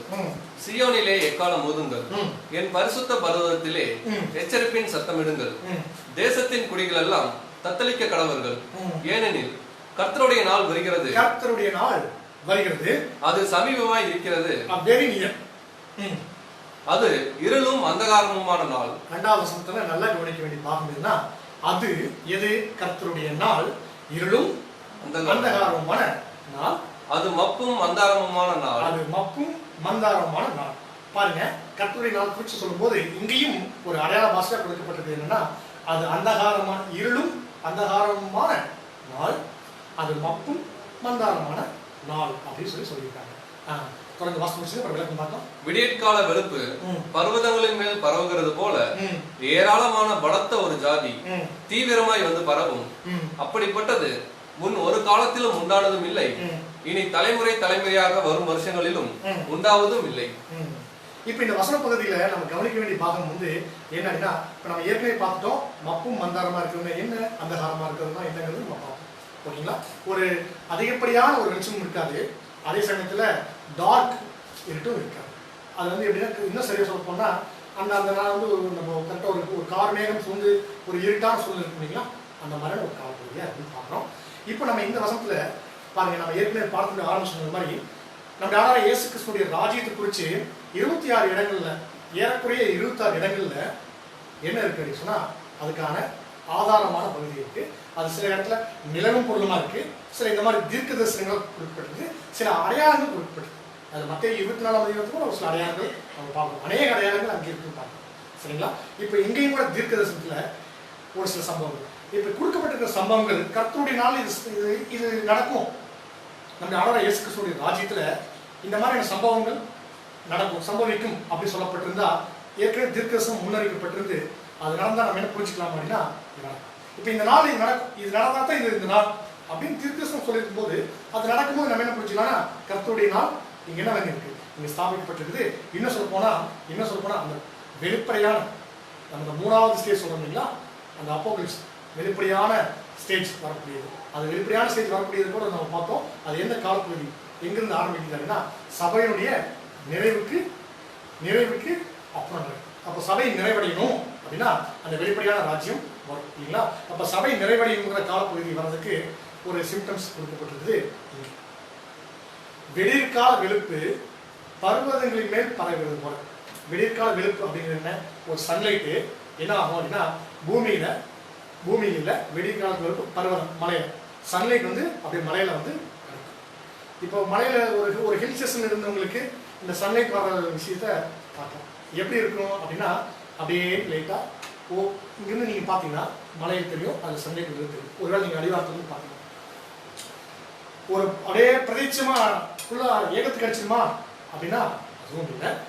ஒரு இடத்துல இருக்கும், அப்புறம் திடீர்னு இருட்டா இருக்கும், டக்குன்னு வந்துடும், திடீர்னு வெளிச்சம் வந்து சன்லைட் வந்து கரெக்டுங்களா? அந்த மாதிரி அப்படி அதே மாதிரி அது இந்த உதாரணம் எது சொல்றாங்கன்னா அந்த மாதிரி ஒரு பலத்த ஜாதி தீவிரமா வந்து பரவும் அப்படின்னு. எப்படி பாருங்க, இந்த ஸ்கிரீன்ல நீங்க பாருங்க, ஒரு சில பிக்சர்ஸ் வந்து பார்க்கலாம். இது எப்படி இருக்கு? ஒரு இருட்டா இருக்கிற மாதிரி, அதே சமயத்துல சன்லைட்டும் வந்துருக்கு. அது எங்க பண்ணிருக்கேன்னா அப்படியே ஒரு சில இடத்துல அடிக்கும், 2-3 செகண்ட்ல பாத்தீங்கன்னா உங்களுக்கு அப்படியே பழைய அடிச்சு அந்த சன்லைட் வந்து ரீச் ஆகி அப்படியே அந்த அந்த அந்த மலை முழுவதும் அந்த பர்வதம் முழுவதும் எப்படி இருக்குன்னா இந்த மாதிரி இருக்கு. இதுக்கு சொல்லும்போது என்ன, இது ஒரு பலத்த ஜாதி இந்த மாதிரி வந்து பரவுங்கிறது. இப்போ இது என்ன சொல்றதுன்னா ஒரு லைட்டு வெளிச்சம் சொல்றாங்க. இந்த வெளிச்சம் எப்படி இருக்கு அப்படின்னா இந்த கர்த்தருடைய நாள்ல இருட்டா இல்லாம வெளிச்சமா இருக்கும். ஒரு சில வசனம் பார்க்க அந்த வெளிச்சம் என்ன, அந்த மூத்த சகோதரர் குறித்து விளக்கம் கொடுக்கும்போது அது எப்படி சொல்றாங்கன்னா அதை வந்து அதை அந்த பலத்த ஜாதி வந்து நம்ம அது சாத்தானுடைய டிவைஸ் அப்படின்னு சொல்லி கூட நம்ம ஒரு சில புரிதல் இருக்கு. பிரதர் சொல்றாங்க இது லாஸ்ட் கிரேட் ஆர்மி அப்படின்னு சொல்றாங்க. லாஸ்ட் கிரேட் ஆர்மி அப்படின்னா என்னன்னா இந்த பலத்த ஜாதி எதுக்கு ஒர்க் பண்ணிட்டு இருக்குன்னா, எதுக்காக ஒர்க் பண்ணிட்டு இருக்கு, யாருக்காக ஒர்க் பண்ணிட்டு இருக்கு அப்படின்னு சொல்லி பார்த்தா அது கர்த்தருடைய நாளுக்காக ஒர்க் பண்ணிட்டு இருக்கு. அந்த ஆண்டவர் இயேசு கிறிஸ்துவினுடைய ராஜ்யத்துக்காக அங்கே வேலை செஞ்சுட்டு இருக்குன்னு சொல்லி பார்க்கணும். அப்போ இந்த கிரேட் ஆர்மி அந்த பலத்த ஜாதி இது வந்துருச்சுன்னா யாருமே ஓடி ஒழிய முடியாது. அந்த மாதிரி இதுக்கு நம்ம உதாரணமா நம்ம பார்க்குறோம். அநேக சகோதரர்கள் நம்முடைய வேதமானவர்களுக்கு விசுவாசத்துல அதிகமா சகோதரர்கள் விசுவாசிக்கிறது என்னன்னா இந்த சோசியல் மீடியா சொல்றாங்க. இந்த சோசியல் மீடியா வந்து இன்னைக்கு ரொம்ப உச்சத்துல இருக்கு. எப்படின்னா இன்னைக்கு எல்லா விஷயங்களையும் இன்னைக்கு வெளியரங்கமாக்கிட்டு இருக்கு. இதுதான் மறைவானது எல்லாமே வெளியரங்கமாயிட்டு. ஒரு தவறு செய்யறாங்களா, அந்த தவறு செய்யறவங்களை வந்து என்ன பண்ணுதுன்னா வெளிப்படத்தை காட்டுறது. சின்ன சின்ன தவறுகள் இருந்து பெரிய பெரிய தவறு வரைக்கும் இன்னைக்கு வெளிக்கொண்டு வந்துட்டு இருக்கிறது இதுதான்.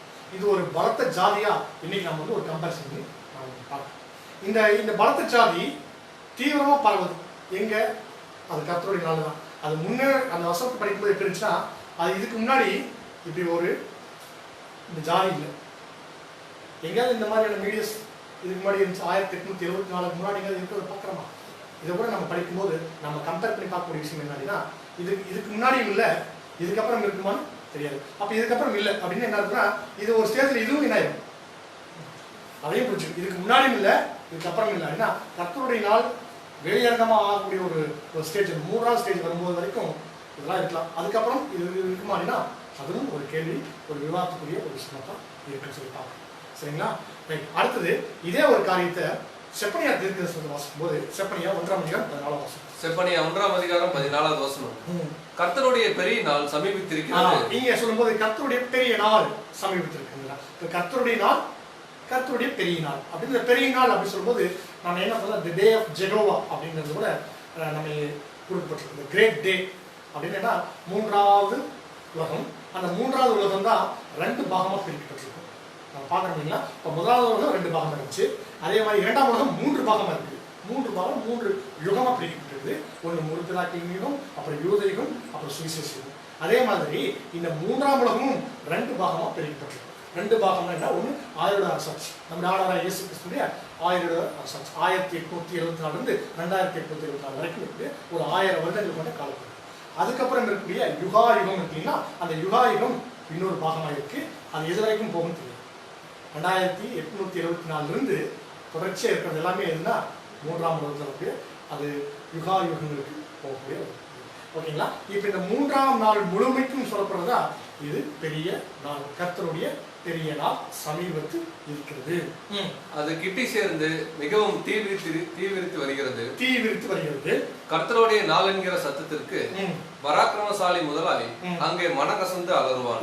இங்க கிட்டி சேர்ந்து மிகவும் தீவிரித்து வருகிறது என்ன சொல்லனா, அதனுடைய ஃபோர்ஸ்னா ஒரு காட்டு தீ எப்படி பரவும். நம்ம நம்ம இங்கதான் தீ இருக்குன்னு நினைப்போம், இப்படி நீங்க திரும்பிட்டு பார்க்கறதுல உங்க பக்கத்துல வந்துடும் இந்த காட்டு தீயோடைய. அந்த மாதிரிதான் நம்ம ரொம்ப நாள் அப்படின்னு நம்ம நினைக்க முடியாது. ஓகேங்களா, அது தீவிரத்து வருகிறது. எதுக்கு நடக்கிறது? இப்போ பாருங்க, இந்த கர்த்தருடைய நாளென்கின்ற சத்தத்திற்கு பராக்கிரமசாலி முதலாய் அங்கே மனம் கசந்து. இப்போ உங்க ஹைலைட் பண்ணிக்கிற பராக்கிரமசாலி, ஒருவேளை நம்ம இந்த கர்த்தருடைய நாள் குறித்து நம்ம பார்க்கும்போது நம்ம முன்பாகத்து மாத்திரம் இல்லை பின்பாகத்தையும் பார்க்கணும். எப்படி பார்க்கணும் அப்படின்னா, இப்போ பராக்கிரமசாலி மனக்கசந்து அழுகுறாங்களா? ஒருவேளை அழுகலாம், கட்டாயம் அழுகணும். அழுதாத்தான் கர்த்தருடைய நாள் இல்லைங்களா? அப்போ பராக்கிரமசாலி முதல் யார்? இங்கிலீஷ் ஸ்ட்ராங் மேன் அப்படின்னு கொடுக்குறாங்க.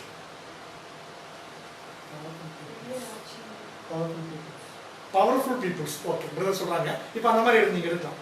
யாரு? இப்போ இவங்க எல்லாமே இன்னைக்கு உலகத்துக்குரிய ஒரு கிங் மேக்கர்ஸ் கிங்ஸ் அப்படின்னு சொல்லலாம். இவங்க தான் இன்னைக்கு இருக்கக்கூடிய சூப்பர் பவர்ஸ்ன்னு சொல்றாங்க. இப்போ இவங்க தான் இந்த தீர்க்க சொல்லப்பட்டிருக்குதா? பராக்கிரமசாலி முதலாய் மனம் கசந்து. இப்போ இவங்க அழுகிறாங்களா? இப்போ அழுகிறாங்களா? இல்லை, இப்போ அழுகிறாங்கன்னா அந்த எதுக்காக அழுகிறாங்கன்னு நமக்கு தெரியும்.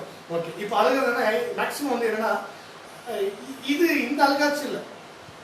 என்ன சொல்ல போனா, இது ஒரு புது விளக்கமாக கூட நீங்க உங்களுக்கு இருக்கலாம்னு நினைக்கிறேன். எப்படி அப்படின்னா, நாம ஏன் பராக்கிரமசாலி சொல்லி இவங்க பார்க்கணும்?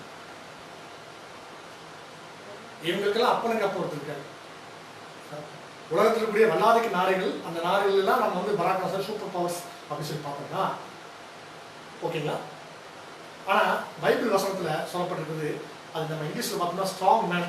இந்த ஸ்ட்ராங் மேனுடைய லிங்க் உங்களுக்கு எங்க இருக்கு அப்படின்னு சொன்னா, மத்தேயு 12:29 இருக்கு. என்னது வசனம் படிங்க சார்? மத்தேயு 12:29. அன்றியும் பலவானை முந்தி கட்டினால் ஒழிய பலவானுடைய வீட்டுக்குள் புகுந்து ஒருவன் புகுந்து அவன் உடைமைகளை எப்படி கொள்ளையிடக்கூடும்? கட்டினானையாகில் அவன் வீட்டை கொள்ளையிடலாம். இப்ப இங்க சொல்லப்பட்டிருக்கிற வசன பகுதி நீங்க கவனிங்க. இப்ப பலவானை முந்தி கட்டுறது அப்படின்னா, இங்க பலவானுக்கு இங்கிலீஷ் குறிப்பிட்டிருக்கு அதே சேம் வார்த்தை ஸ்ட்ராங் மேன். ஓகேங்களா. இப்ப ஸ்ட்ராங் மேன் அப்படின்னா இங்க பலவான்.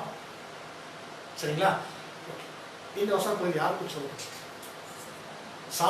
சாத்தான் கட்டப்படுறதுக்கு சொல்றது. ஏன் அப்படின்னா, இப்ப நம்ம ஆண்டவர் இயேசு கிறிஸ்து இங்க யாரா இருக்கார்? ஒரு கொலைக்காரனா இந்த வசனத்துல குறிப்பிட்டு நம்ம ஆண்டவர் இயேசு கிறிஸ்துவே ஒரு ஊமையா சொல்றாரு. அப்படின்னா தன்னையே எப்படி சொல்றாருன்னா, ஒரு கொலைக்காரனா. ஓகேங்களா. திருடன் வருகிற விதமாய் சொல்றாங்களா. அப்ப திருடன் வருகிற விதமாய் அப்படின்னா, இப்ப திருடன் வரணும் ஒரு வீட்டுக்குள்ள வரணும். யார் ஒரு வீட்டுல வர அவர் வரும்போது அந்த வீடு அவருக்கு சொந்தமா இல்லை. அப்ப அந்த வீடு யாருக்கு சொந்தமா இருக்குது அப்படின்னா, அந்த வீட்டுல உரிமையாளர் யாரு? இந்த இரண்டாம் உலகத்துக்குள்ள அவர் வர்றார்.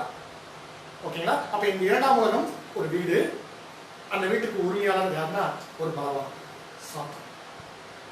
சரிங்களா. இப்ப சாத்தான் அந்த வீட்டுக்கு வந்துட்டா, இந்த வீட்டுக்கு நான் திருடணும்னா, இந்த வீட்டுல ஓனர் அவருக்கு பிடிச்ச என்ன பண்ணணும்னா, நான் பிடிச்சி கட்டணும். கட்டினா தான் எனக்கு வேணுங்கிற நான் திருட முடியும், கட்டினா நான் கொள்ளையிட முடியும். அப்போ அவருக்கு வேணுங்கிற உடைமை ஒரு பொக்கிஷம் இந்த பூமியில் இருக்குது. அந்த பொக்கிஷம் வேற யாருமே இல்லை, 1,44,000 பேர் அப்படிங்கிற பொக்கிஷம் இருக்கு. எனக்கு பாடத்தில் பார்த்தோம் ஞாபகம் இருக்குங்களா? திரும்ப அதை நினைவு இருக்கணும். ஓகேங்களா. அந்த பொக்கிஷம் இருக்கு. அப்போ அந்த பொக்கிஷத்தை அவர் கொள்ளையாடுனா, முதல்ல இந்த சாத்தானை என்ன பண்ணா பிடிச்சி கட்டணும். அப்போ என்ன பண்ணா, இப்போ சாத்தான் கட்டப்படும் போது சாத்தான் என்ன பண்ண சிருஷ்டிக்கு போற? சாத்தான் கட்டுறதுன்னு என்ன அர்த்தம் அப்படின்னா, சாத்தான் கட்டப்படுறதுன்னா எப்படி புரிஞ்சுக்கணும் அப்படின்னா, பிடிச்சி கையில் எடுத்து வச்சு கட்டுறது இல்லை, செயல்பட முடியாத நிலைமைக்கு சாத்தானை கொண்டு போய் விடுறது. அப்போ சாத்தான் செயல்பட முடியாத நிலைமைக்கு கொண்டு போறது அப்படின்னா என்ன அப்படின்னா, அதான் அது எப்படி பண்றது? சாத்தானை செயல்பட முடியாத நிலைமைக்கு பண்றது. இதெல்லாமே எப்படி பண்றது? அந்த வசனத்தை நீங்க திரும்ப வாசிச்சு பாருங்க. திரும்ப வாசிக்கும் போது இப்போ எந்த வசனம் எந்த வார்த்தை கையில் பண்ணப்பட்டிருக்கு பாருங்க. கர்த்தருடைய நாள் என்கின்ற சப்தத்துக்கு பராக்கிரமசாலி முதலாய் அங்கே மனம் கசந்து அலறுவான். அன்பான சகோதரர்களே, கர்த்தருடைய நாளுக்கல்ல, கர்த்தருடைய நாளுங்கிற சத்தத்துக்கே என்ன பண்ணுவாங்க? மனம் கசந்து அலறுவாங்க. அப்போ அந்த சத்தம், கர்த்தருடைய நாளுங்கிற சத்தம் என்னங்க? நம்ம ஆண்டவர் இயேசு கிறிஸ்து 2ஆம் வருகையில் வந்து அந்த அந்த அந்த சத்தம் என்ன? Strong doctor. அதுதான் நம்ம 2 தெசலோனிக்கேயர்ல வசனம் வாசிக்கிறோம். 2 தெசலோனிக்கேயர் 2ஆம் அதிகாரம் 8ஆவது வசனம். 2 தெசலோனிக்கேயர் 2ஆம் அதிகாரம் 8ஆவது வசனம். நீக்கப்படும் போது அந்த அக்கிரமக்காரன் வெளிப்படுவான்.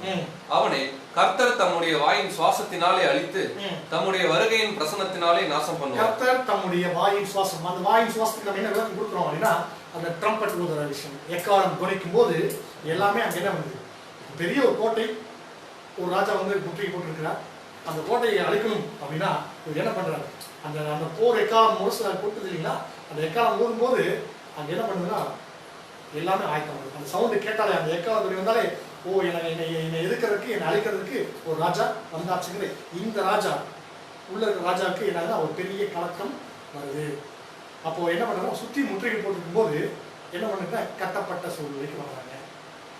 எது செயல்பட முடியாது, வெளியே எங்கேயும் போக முடியாது, முன்னாடி இருந்த மாதிரி இருக்க முடியாது. காரணம் முற்றுகை போட்டாச்சு. ஓகேங்களா? அது எப்படின்னா தம்முடைய வாயின் சுவாசம், வருகையின் பிரசன்னம். சரிங்களா? இது ஒரு காரியம். அதை தொடர்ந்து அதே செப்பனியா 1ஆம் அதிகாரம் 15-16 வசனங்களில் நம்ம வாசிக்கலாம். செப்பனியா 1ஆம் அதிகாரம் 15வது வசனம் முதல். அந்த நாள் உக்கிரத்தின் நாள். எந்த நாள்?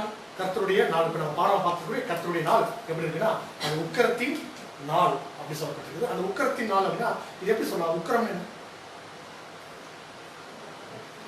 கரண்ட் போச்சுன்னா இந்த வார்த்தைக்கு அதிகமா நமக்கு விளக்கம் தெரியும் இல்லைங்களா? அப்படியா? உக்கிரம் இன்கன்வீனியன்ட் சொல்லலாமா? இன்கன்வீனியன்ட் சொல்லலாமா? யாருக்கு இன்கன்வீனியன்ட்னா அது யாருக்கு?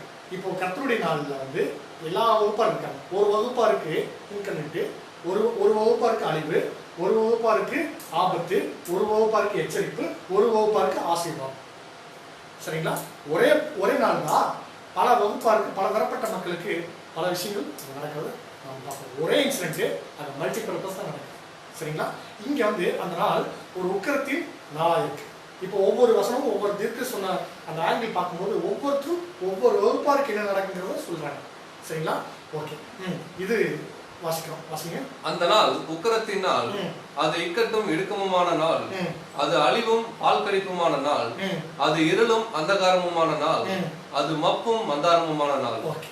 இப்போ இங்கேயும் சொல்லப்பட்டிருக்குது என்ன ஒரு காரியம் அப்படின்னா, இப்போ நம்ம புரிஞ்சு கொள்ளலாம் இது எப்படிப்பட்ட விஷயம்னா, இப்போ இதுக்கு முன்னாடி சொல்லப்பட்ட வசனத்துக்கு அது வேற மாதிரி நம்ம விளக்கம் பார்த்தோம். இப்போ நம்ம சொல்லலாம் இது எப்படி இருக்கு அப்படின்னா, அதே திரும்ப ரிப்பீட் ஆகிருக்கு. அது இருளும் அந்தகாரமான நாள், மப்பும் மந்தாரமான நாள், திரும்ப ரிப்பீட் ஆகிற வார்த்தை. அப்போ நம்ம கவனிக்க வேண்டிய முக்கியமான வசன பகுதி என்னன்னா 16வது வசனம். 16வது வசனம், அது அரணிப்பான நகரங்களுக்கும். இங்கதான் நமக்கு வந்து இதுக்கான விளக்கங்கள் நிறைஞ்சிருக்கு. அரணிப்பான நகரங்கள் அப்படின்னா என்ன சொல்றேன்னா, ஃபுல் செக்யூர் சிட்டி. அரணிப்பான நகரங்கள் அப்படின்னா பாதுகாப்பா உணர்றவங்க, பாதுகாப்பு இல்லாமல் போகும். அடுத்தது உயரமான கொத்தளங்களுக்கும் விரோதமாக எக்காலம் ஊதுகிறதும் ஆர்ப்பரிக்கிறதுமான நாள். உயரமான கொத்தளங்கள், அரணிப்பான நகரங்கள். அப்போ இது நம்ம எப்படி பார்க்கணும் அப்படின்னா, இப்போ பொருளாதாரத்தை சார்ந்து பார்க்கலாம், மதம் சார்ந்தும் பார்க்கலாம். நீங்க மதம் சார்ந்து பார்த்து நீங்க அப்ளை பண்ணி பார்த்தாலும் இது அப்படியே அப்ளை ஆகும். பொருளாதாரம் சார்ந்து ஒரு எக்கனாமிக்ல, பொருளாதாரத்துல ஒரு வல்லாதிக்கமா இருக்கக்கூடிய நாடுகளுக்கு நீங்க அப்ளை பண்ணி பார்த்தாலும் அப்படியே மேட்ச். அப்படின்னு என்ன அர்த்தம்னா, நீங்க பொருளாதாரம் விழுந்துட்டு இருக்குது, மதமும் விழுந்துட்டு. இந்த நாள் யாருக்கு உக்கிரமான நாள், யாருக்கு இடுக்கமான நாள், யாருக்கு இக்கட்டமான நாள் அப்படின்னா, கவனிக்க வேண்டிய விஷயம் என்ன அப்படின்னா, இப்போ அரணிப்பான நேரங்கள் அப்படின்னு சொல்லி பார்த்தோம்னா, இன்னைக்கு அரணிப்பான நேரங்கள் பொருளாதாரத்துல இன்னும் அதிகமா வளர்ந்த நாடுகள் அப்படின்னு தங்களை வந்து அடையாளப்படுத்திட்டு இருக்கிற நாடுகள் எல்லாமே நீங்க கவனிச்சு பார்த்தீங்கன்னா அங்க எப்படி இருக்கு, அவங்களெல்லாம் எப்படி இருக்குன்னா இது ஆபத்தா இருக்கு. காரணம் என்னன்னா, இந்த பொருளாதாரமாகட்டும், மதமாகட்டும், அரசியலாகட்டும், சமுதாயமாகட்டும், இது எல்லாமே இன்னைக்கு 1874 ஒரு பேரழிவு நோக்கி போயிட்டு இருக்கு. அதனுடைய முழு அழிவு தான் வெளிப்படையான ராஜ்யம் அப்படி சொல்லி பார்க்குறோம். இப்போ பாருங்க, மதமும் இங்கே அழிச்சிச்சு. இப்போ நீங்க அரணிப்பான நகரங்கள் அப்படின்னு வச்சீங்கன்னா, நீங்க வாட்டிகன் சிட்டி நீங்க வைக்கலாம். டக்குன்னு பிக்சர் வந்தால் ரொம்ப நல்லா இருக்குன்னு நினைக்கிறேன். அது பின்னாடி கூட அடுத்த ஸ்லைடில் வரும். ஓகேங்களா? இப்போ நீங்கள் அதை வைக்கலாம். இப்போ அவங்களுக்கு எப்படி இருக்கும், அது ரொம்ப உக்கிரமாக தான். எங்கிருந்து அழிவு ஆரம்பிச்சிச்சு? 1799 வந்து அந்தி கிறிஸ்து அமைப்புக்கு ஒரு பேரழிவு வந்துருச்சு. போப்பு மாற்றம் ஒரு அழிவு நோக்கி போயிட்டு இருந்துச்சு. சரிங்களா? அப்போ இங்க இந்த நாள் எப்படி இருக்கு அப்படின்னா, தீமையும் இருக்கு, நன்மையும் இருக்கு. அப்ப நன்மையான ஆசீர்வாதம் ஒரு வகுப்பா இருக்கு, அழிவு ஒரு வகுப்பா போயிடுச்சு. அதே தான் இங்க எப்படி சொல்லப்பட்டிருக்குன்னா, ஏசாயா தீர்க்கதரிசி சொல்லும்போது இங்க தூமாவின் பாரம், நம்ம ரொம்ப எல்லாத்துக்கும் பரிச்சயமான ஒரு வசன பகுதி. இந்த வசனம் படிக்கலாம். ஏசாயா 21ஆம் அதிகாரம் 11வது வசனம் முதல்.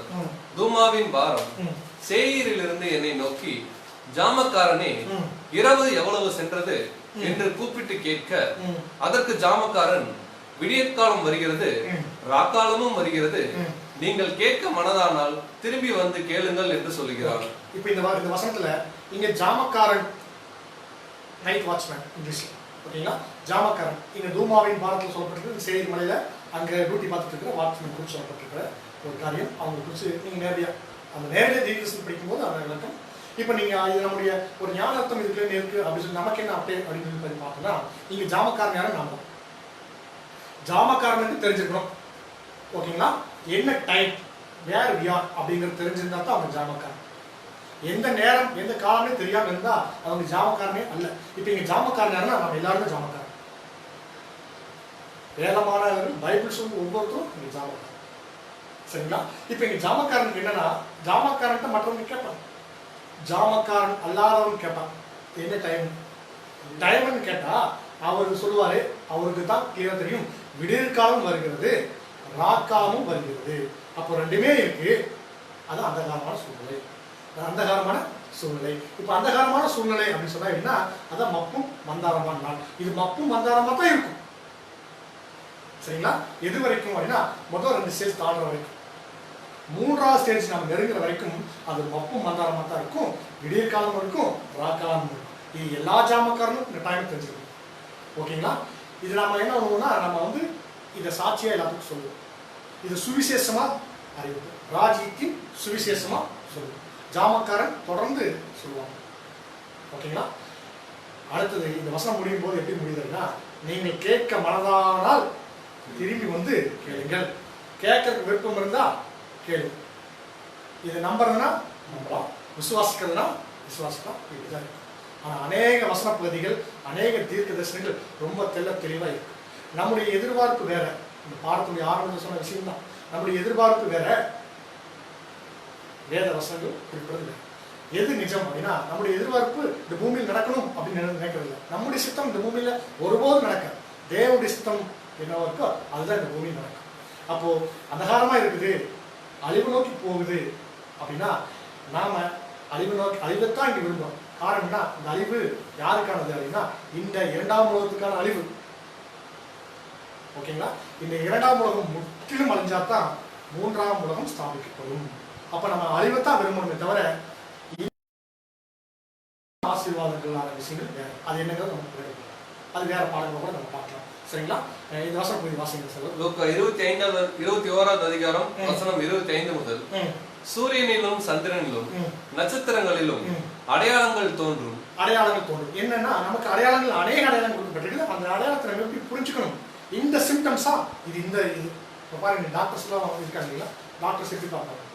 முதல்ல ஒரு நோய் அப்படின்னா இது இந்த நோய் அப்படிங்கிறதுக்கு என்னதான் கண்டுபிடிக்கிறாங்க? சிம்டம்ஸ். இந்த சிம்டம்ஸ் இருந்தா இது இந்த நோய். அப்போ ஒரு நல்ல ஒரு ஒரு வைத்தியருக்கு என்ன அழகுன்னா, அவங்க ஆளை பார்த்தே சொல்லுவாங்க. ஒருத்தர் பார்த்தோன்னே, ஒரு வியாதிப்பட்டவர் பார்த்த உடனே இவருக்கு என்ன நோய் தாக்கி இருக்குது அப்படிங்கிறத வந்து அவருக்கு சிம்டம்ஸ். இப்ப நாம வந்து இந்த காலங்களை நல்லா கணிக்கக்கூடிய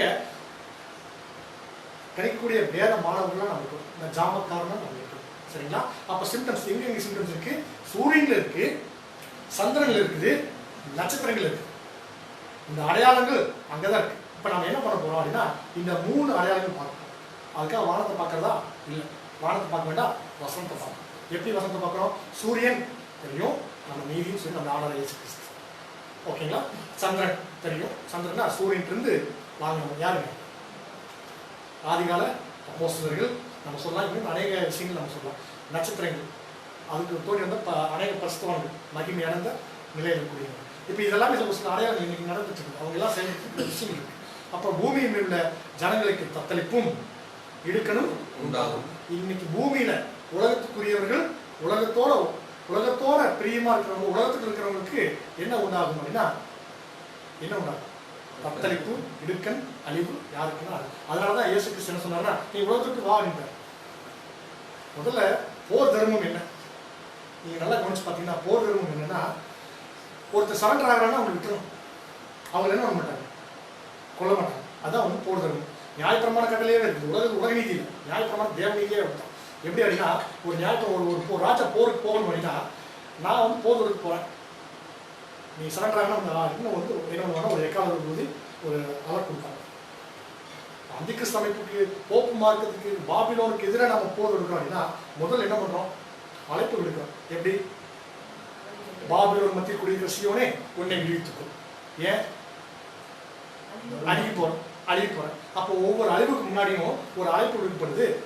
நீ மனம் திரும்பி இந்த பக்கம் ஆப்போசிட் வந்து எங்களுக்கு சரண்டரான அழிவு. அதே மாதிரிதான் உலகத்துக்கு ஒரு அழிவு வரப்போகுது. அப்ப என்ன, நீ உலகம், அதை இயேசு சொன்னார், நீங்க உலகத்துக்கு உண்டானது நல்ல, உலகத்தை விட்டு வெளியேலாம், அவளை விட்டு வெளியேலாம், உலகத்தை விட்டு வெளியேலாம். அப்போ உலகத்துக்கே இருந்தா அழிவு தான் இருக்கும்.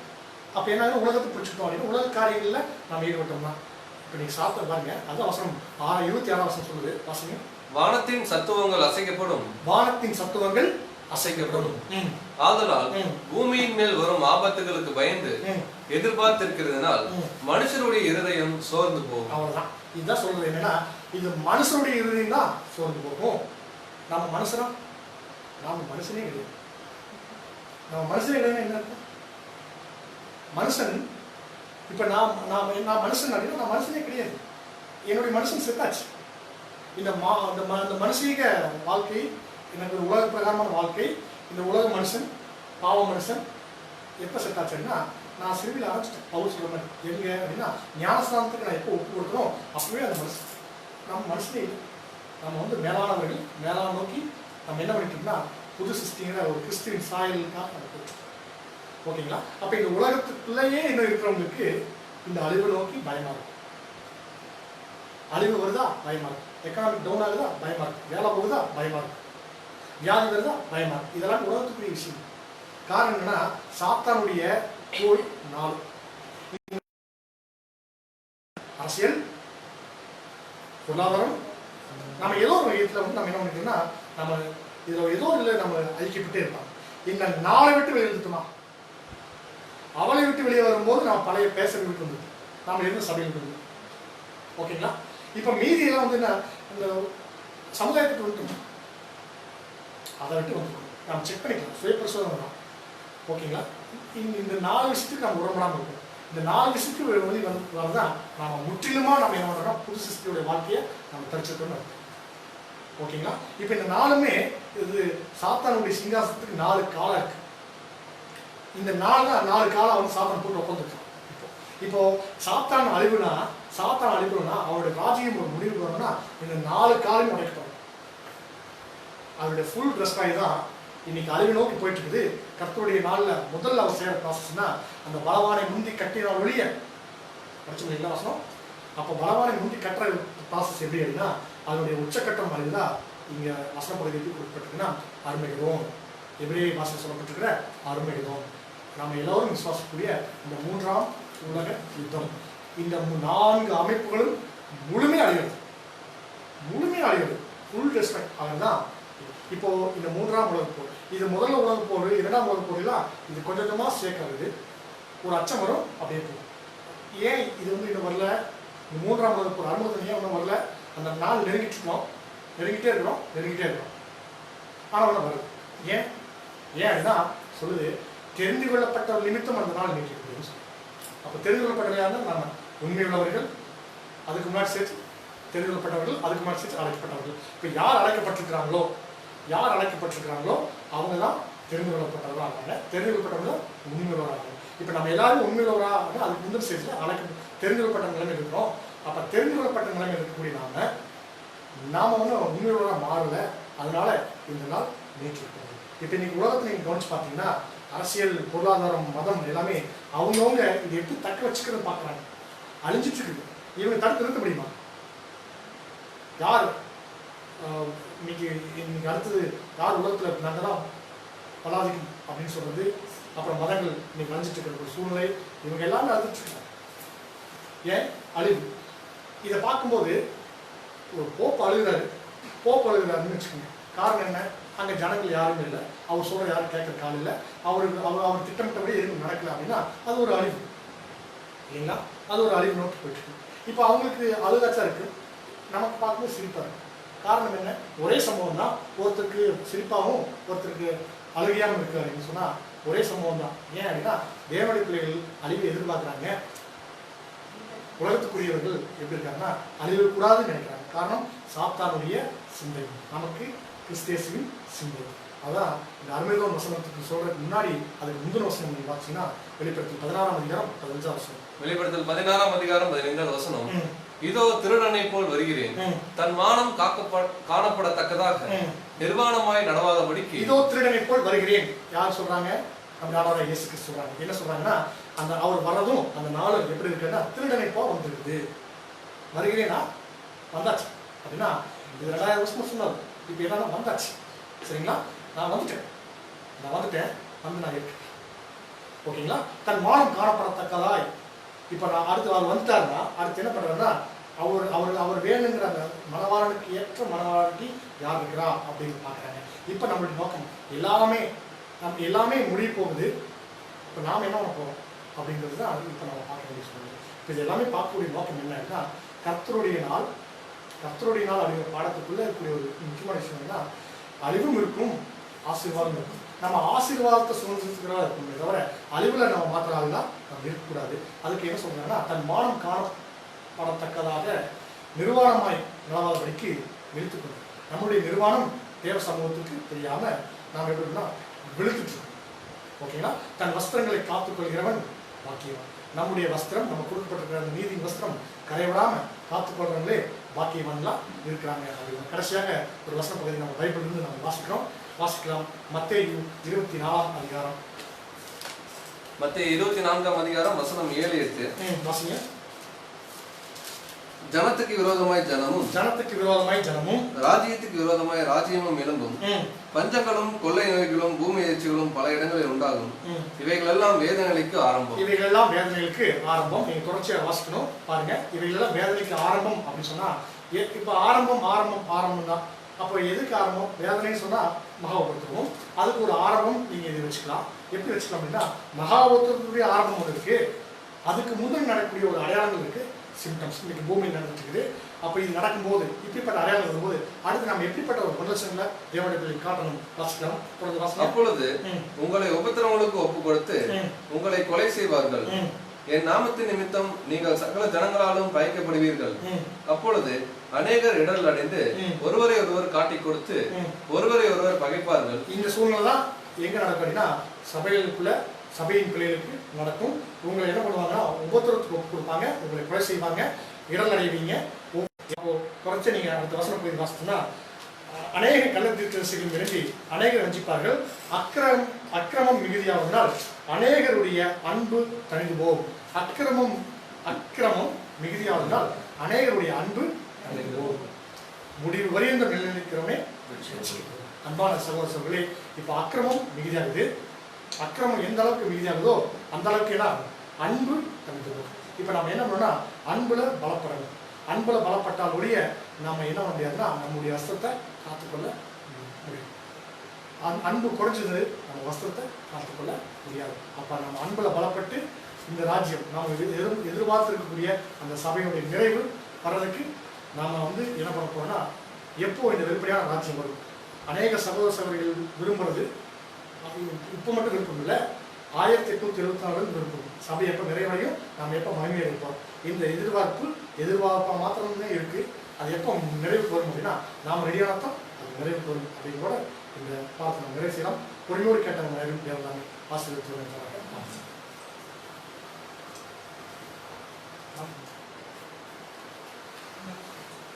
கிறிஸ்துக்குள் அன்பாய் அழைக்கப்பட்ட அன்பு சகோதர சகோதரிகளே, நம்முடைய அன்பு சகோதரர்கள் மத்தியில் கண்ணுக்கு தெரிகிற ராஜ்யம் அப்படிங்கிறது எப்படி வரும், அது எப்போ வரும், அந்த கண்ணுக்கு தெரிகிற ராஜ்யம் வரதுக்கு முன்னாடி ராஜ்யம் வந்துருச்சு, ஆனால் அது எல்லா ஜனங்களுக்கும் விசிபிளாக தெரியாது. அந்த மாதிரி ஒரு காலகட்டத்தில் இருக்கிறோம். ஸோ ஒரு ஓவர்லேப்பிங் பீரியட்ல நம்ம இருக்கோம். 2 யுகங்கள் மெர்ஜ் ஆகிற ஒரு பீரியட் இருக்கும் அப்படிங்கிறத பற்றி அவர் சொன்னார். ஸோ அந்த யுகத்தினுடைய பீரியட்ஸ் எப்படி எப்படிலாம் உலகத்தில் நடக்கும் அப்படிங்கிறது வசனத்தோட நம்ம வந்து சில காரியங்கள் நம்ம பார்த்தோம். இன்னும் நிறைய விஷயங்கள், இதை பற்றின விஷயங்கள் இருக்கு. பின்னாடி வரக்கூடிய காலத்தில் தேவன் சித்தமாக இருந்தால் மறுபடியும் நாம் தேவனுடைய கிருபையின்படி அவைகளை பார்ப்போம் என்ற ஒரு வாழ்த்தை சொல்லிட்டு இன்னைக்கு இரவின் கீதங்கள் வாசிக்கும்படியாக நம்முடைய அன்பு சகோதரர் வினோத் பாபு அவர்களை என்பது நினைக்கிறோம்.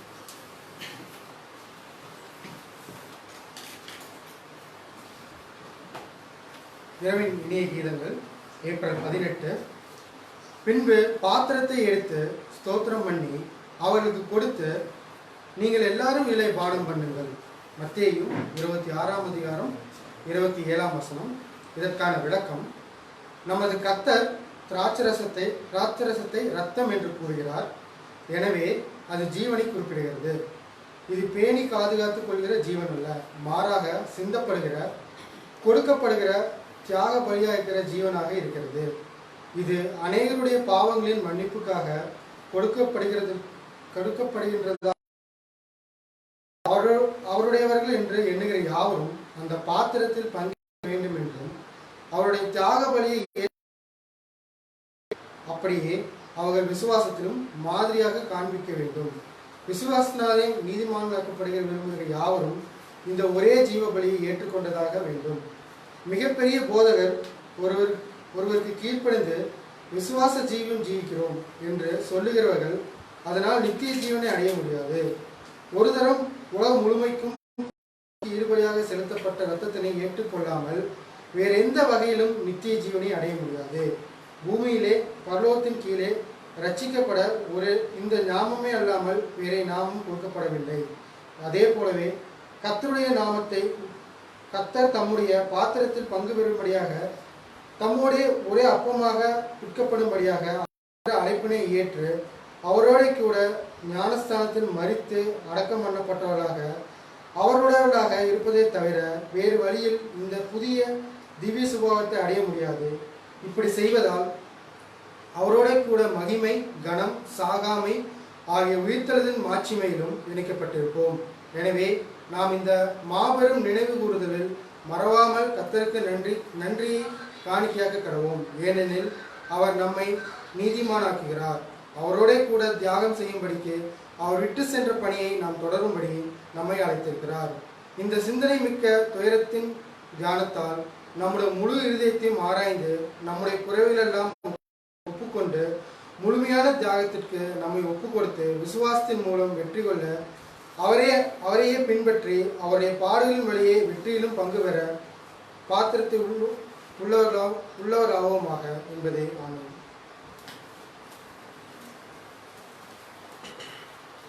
நாம் அனைவரும் எழுந்து நின்று ஜெபம் செய்வோம்.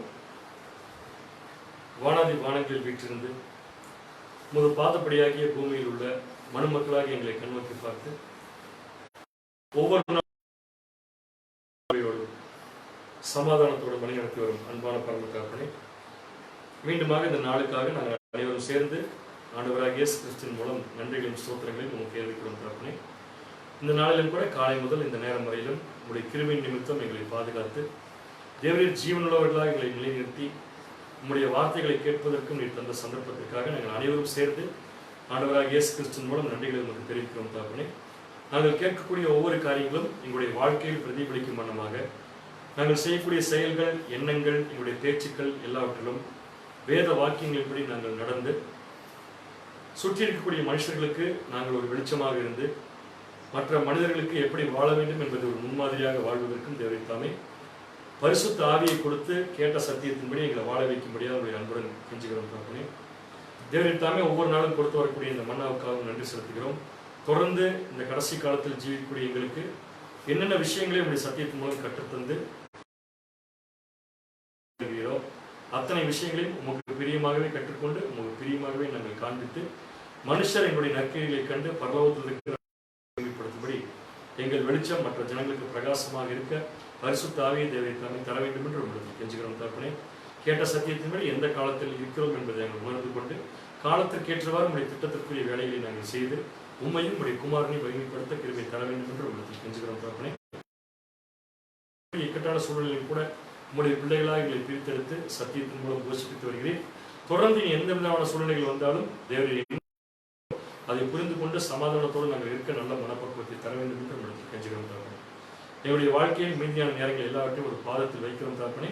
நீரே எங்களுக்கு என்ன தேவை என்பதை அறிந்து உங்களுடைய சித்தப்படி எங்கள் ஒவ்வொருவரையும் ஆசீர்வதிக்க வேண்டும் என்று இந்த மன்றாட்டுகளை எல்லாம் எங்கள் ஆண்டவரும் ரட்சகரும் மனுக்குலத்தின் மீட்பருமாயிருக்கிறார் இயேசு கிறிஸ்துவின் நீ நாமத்தில் உமது பொற்பாதம் பணிந்து கெஞ்சி மன்றாடுகிறோம் எங்கள் ஜீவனுள்ள நல்ல தந்தையே. ஆமென்.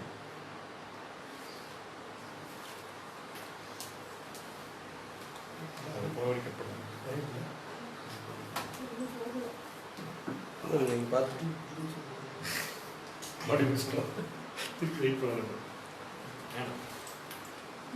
டைப் பண்ணுங்க as usual tomorrow 7 o'clock.